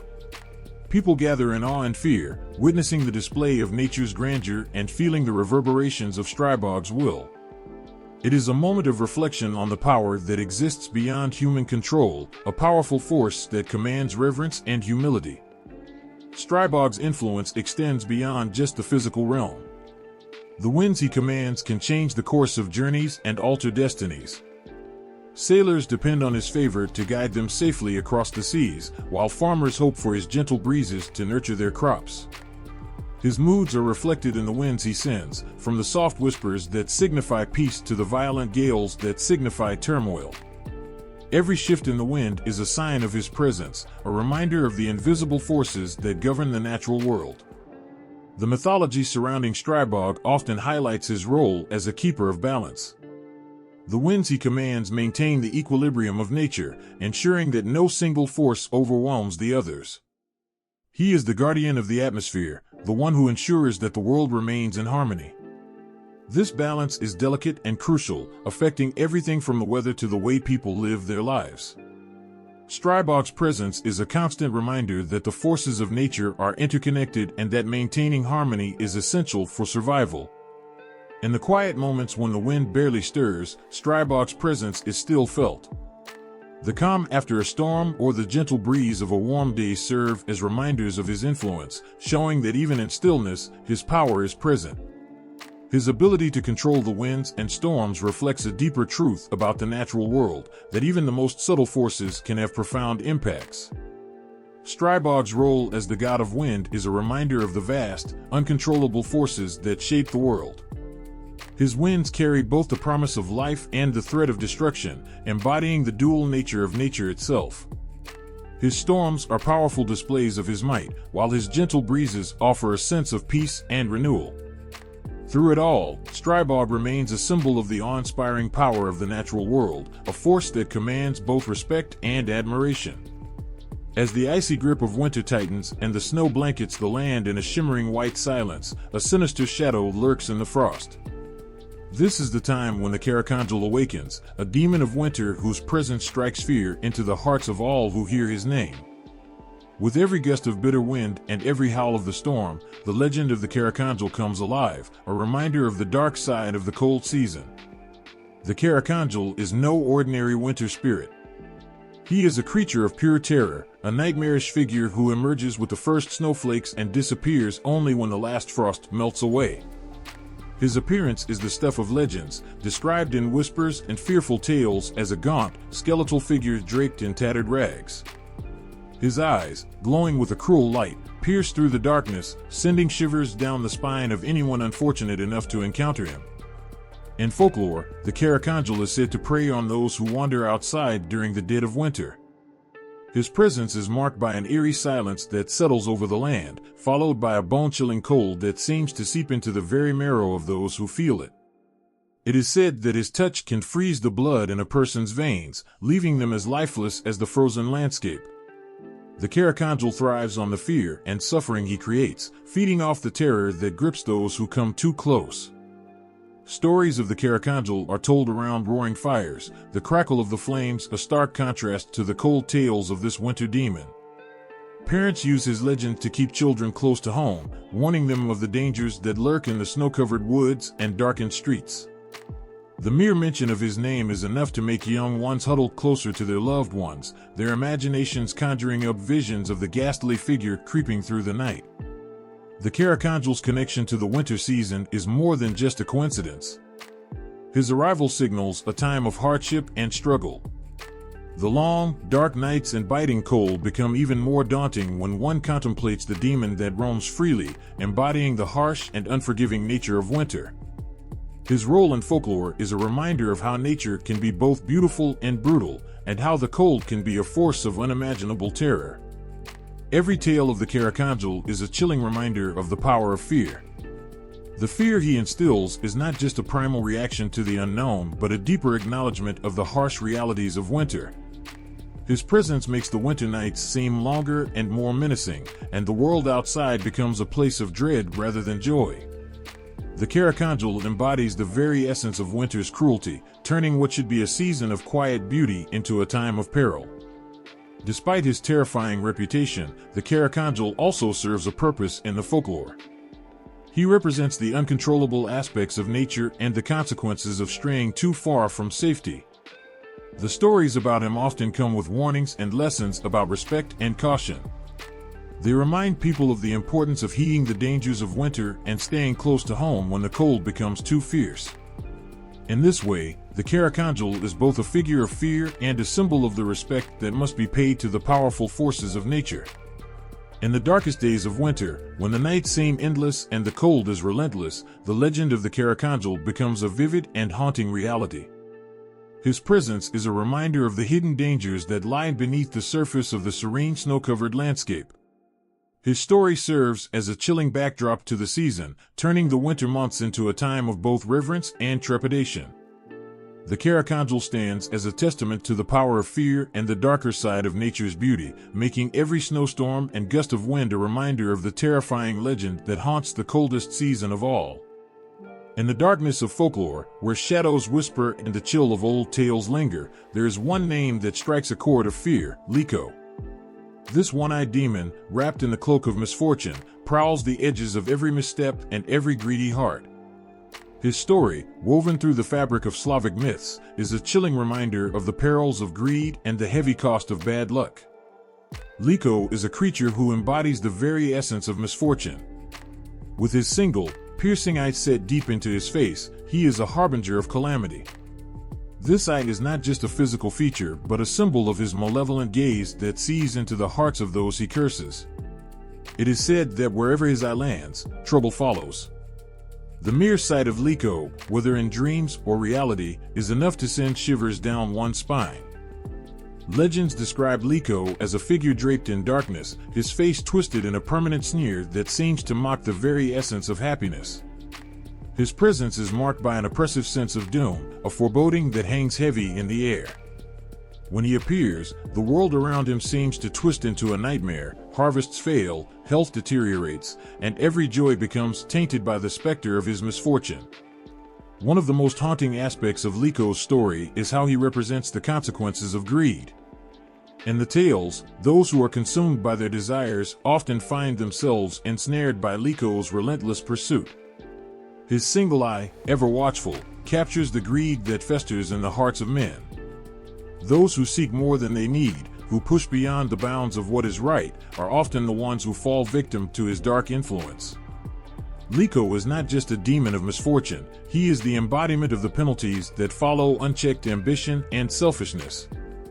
Imagine a family, once prosperous and content, driven by their desire for more. Their fields were lush, their lives were rich, and yet their yearning for ever greater wealth drove them to overreach. It is in their moment of excess, when their greed has blinded them to the simple joys of life, that Liko appears. His presence is subtle at first, an unexpected crop failure, a sudden illness, a small but significant loss. But these small misfortunes snowball into greater disasters, each one feeding off the next, until the once joyful family is left with nothing but ruin. Liko's stories are not just tales of woe, they are cautionary tales designed to teach. The fear he instills is meant to remind people of the consequences of their actions, to serve as a mirror reflecting their own faults back at them. His one eye is a constant reminder that there is no escaping the gaze of fate and that every choice has its repercussions. The dread he evokes is a way to keep people grounded, to remind them of the virtue of moderation and the importance of humility. In the quiet of the night, when the wind howls and the shadows seem to whisper, the story of Liko becomes a chilling reminder of the darker side of human nature. The fear of his eye, the dread of his presence, and the misery he brings are not just the stuff of old tales, they are reflections of real fears and consequences. They touch a deep, primal part of us, making us shiver at the thought of falling victim to our own worst impulses.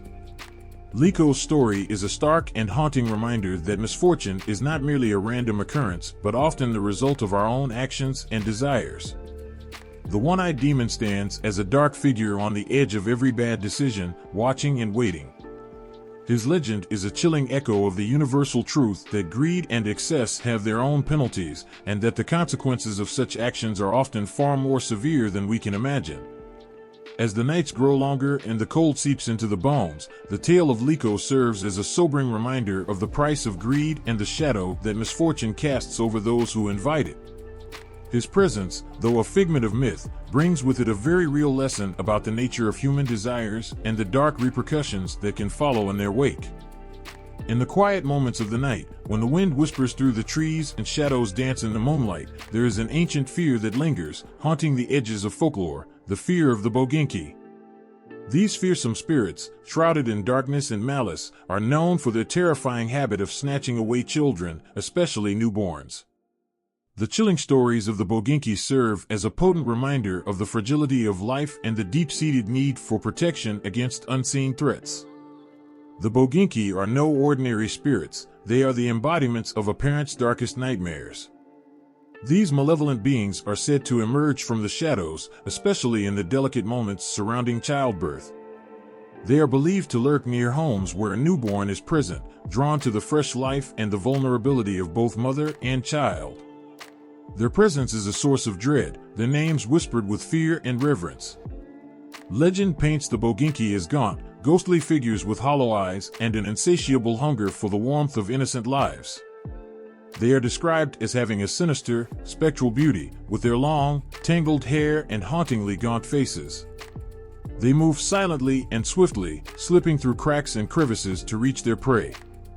The stories tell of their icy touch and their ability to snatch away a child without a trace, leaving only the chill of their presence behind. The fear of the Boginki is deeply rooted in the experience of childbirth, a time of profound joy but also of vulnerability.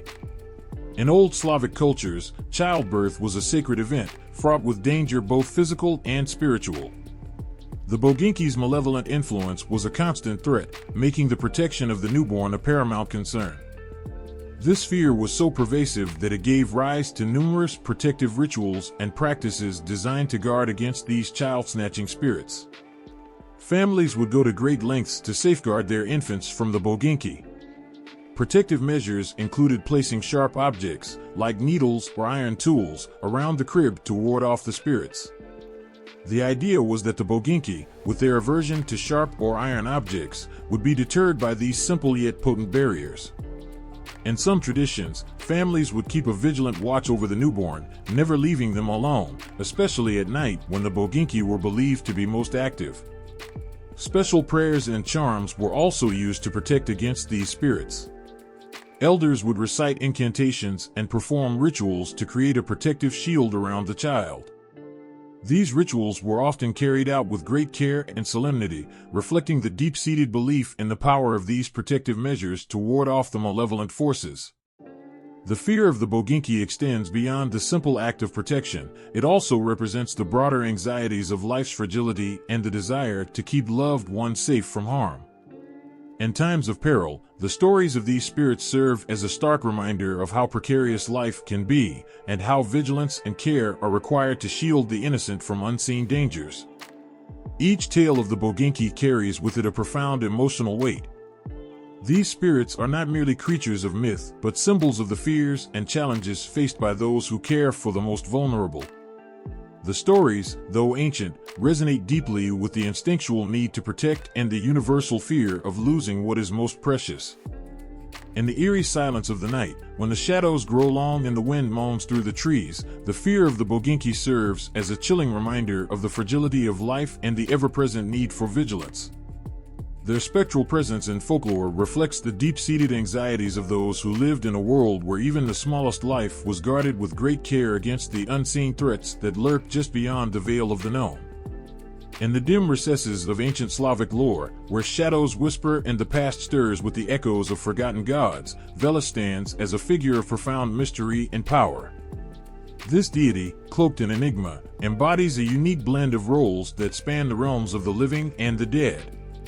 Velis is not just a god of the underworld, he is also a guardian of cattle, a patron of commerce, and a keeper of the secrets that lie beyond the veil of life. Velis, with his multifaceted nature, is a god who bridges worlds. His dominion stretches from the fertile pastures where cattle graze to the hidden depths of the underworld, where the souls of the departed wander. In every tale, his presence is a reminder of the delicate balance between life and death, prosperity and loss. Imagine a vast, ancient landscape where the rustling of cattle in the fields and the distant hum of bustling trade are interwoven with the dark, silent corridors of the underworld. This is the world where Velis reigns, a god who presides over both the living and the dead with an authority that is as profound as it is unsettling. In the realm of the living, Velis is deeply connected to cattle and commerce. He is seen as the protector of livestock, a guardian who ensures the health and prosperity of herds. Farmers and traders would invoke his name in hopes of a bountiful harvest and fair trade. They believed that Velis had the power to bestow wealth and success, or, conversely, to withhold it, depending on his mood and favor. Yet, Velis's influence extends far beyond the fields and marketplaces. His role as a god of the underworld casts him in a more shadowy light. In the quiet, solemn places where the living seldom tread, Velis rules over the souls of the dead. The underworld, a realm of mystery and darkness, is his domain. Here, he is both a guide and a judge, overseeing the souls as they navigate the afterlife. The ancient Slavs believed that Velis held the power to both punish and reward the souls based on their deeds in life. This dual nature of Veles, as a god of life and death, abundance and scarcity, imbues him with a complex, almost terrifying majesty. He is not merely a figure of worship, but a potent symbol of the fragile balance between the worlds. His presence reminds the living of the inevitability of death and the importance of honoring the gods to ensure their favor. The stories of Veles often carry a deep emotional weight. They speak of his capricious nature, his ability to both bless and curse, and his enigmatic role in the cosmic order. People approached him with a blend of reverence and trepidation, offering sacrifices and performing rituals to appease him. These acts were not just about seeking favor, but about acknowledging the immense power that Veles wielded over both their daily lives and their ultimate destinies. In moments of crisis or desperation, when the livestock failed to thrive or the marketplace saw a downturn, Veles's name was called upon with a mixture of hope and fear. His influence over commerce and agriculture was seen as both a blessing and a burden, a reminder that prosperity was a fleeting gift, subject to the whims of a god who ruled with an iron will. The underworld, too, is a place of both dread and awe. Veles's control over this shadowy realm reflects the ancient Slavs' complex relationship with death. They feared the unknown but also respected the deity who governed it. Veles was seen as a necessary force, a guardian who ensured that the souls of the departed were properly cared for, and that the balance between the living and the dead was maintained. In Veles, there is a poignant reflection of human existence, the perpetual dance between hope and despair, life and death, abundance and scarcity. He is a reminder that even in the darkest corners of existence, there is a deity who watches over the delicate balance of all things. His presence in Slavic mythology serves as a powerful testament to the interconnectedness of life's various aspects and the ever-present influence of the divine in every facet of human experience. In the dark corners of Slavic folklore, where shadows dance with the whispers of ancient fears, the Zloty stands as the embodiment of malevolence. This spirit, feared and reviled, represents the very essence of evil, casting a long and ominous shadow over the moral tales that shape the cultural landscape. The Zloty is not a mere creature of legend, but a chilling presence that personifies the darkest aspects of human nature. It is said to lurk in the unseen recesses of the world, waiting for the opportune moment to strike. The very mention of the Zloty evokes a shiver, a reminder of the malevolence that can seep into the corners of everyday life, disrupting the harmony and peace that people strive to maintain. Imagine a quiet village, where the warmth of the hearth and the laughter of children create a sense of security.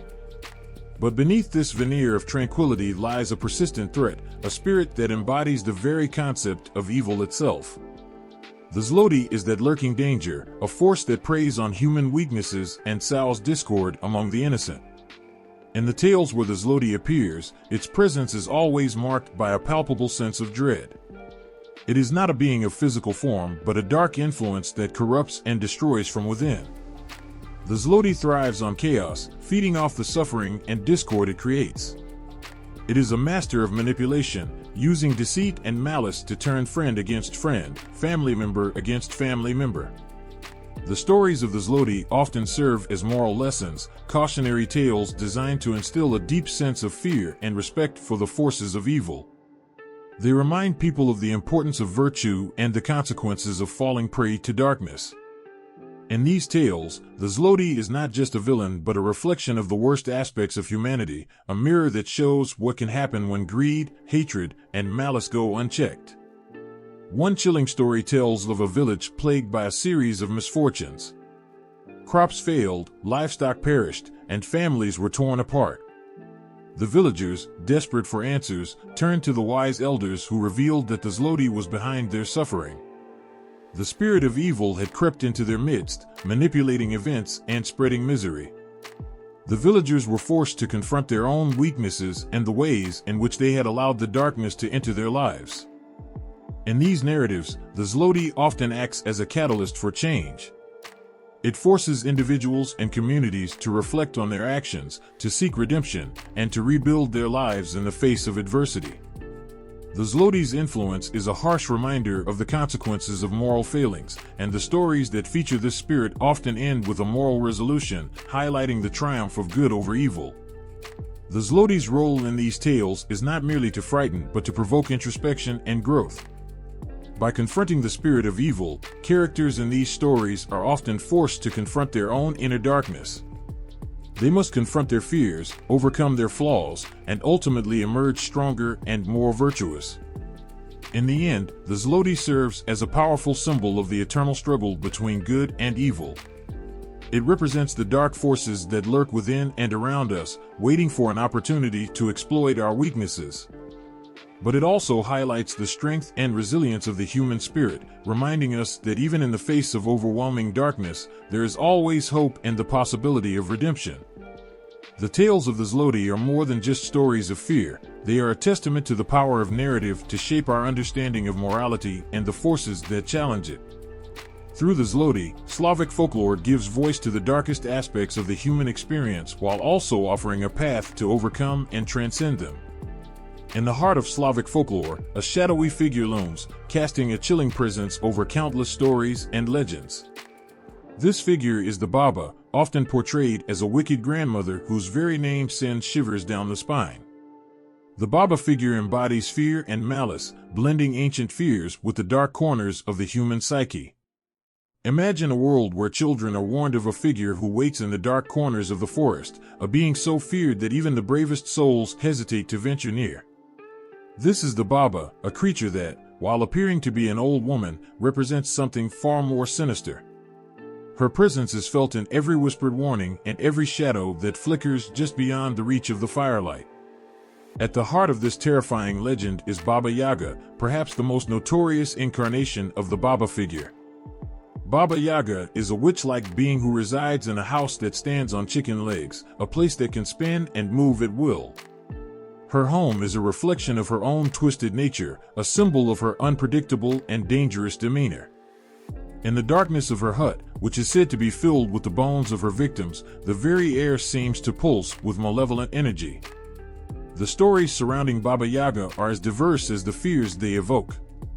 In some tales, she is a cunning trickster, luring children with promises of safety or rewards, only to betray them with cruel intentions.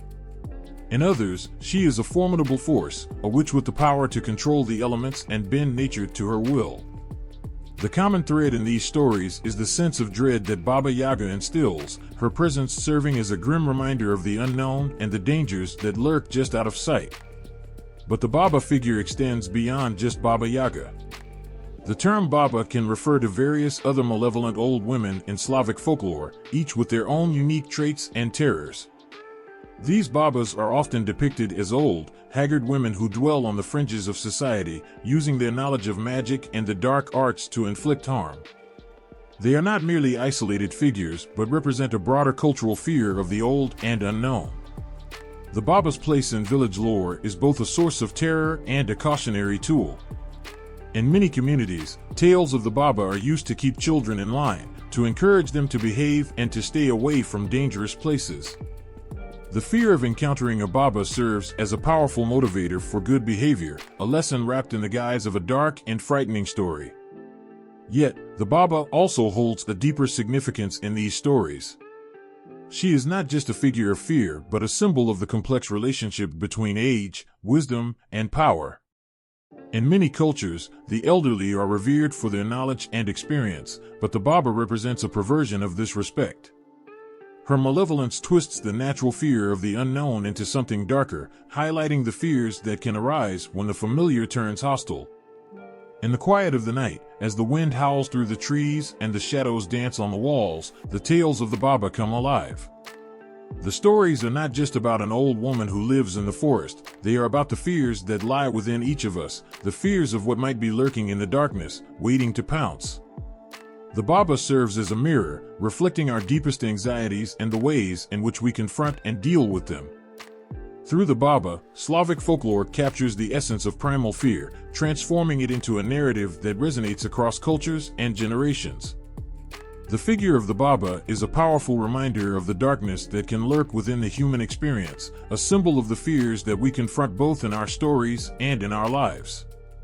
In the dim light of a cozy room, where shadows play on the walls, the echoes of ancient Slavic myths whisper through the ages. These stories, brimming with mysterious beings and legendary creatures, continue to captivate hearts and stir imaginations. The legacy of Slavic mythological creatures is a testament to the powerful grip that folklore can have on culture and storytelling.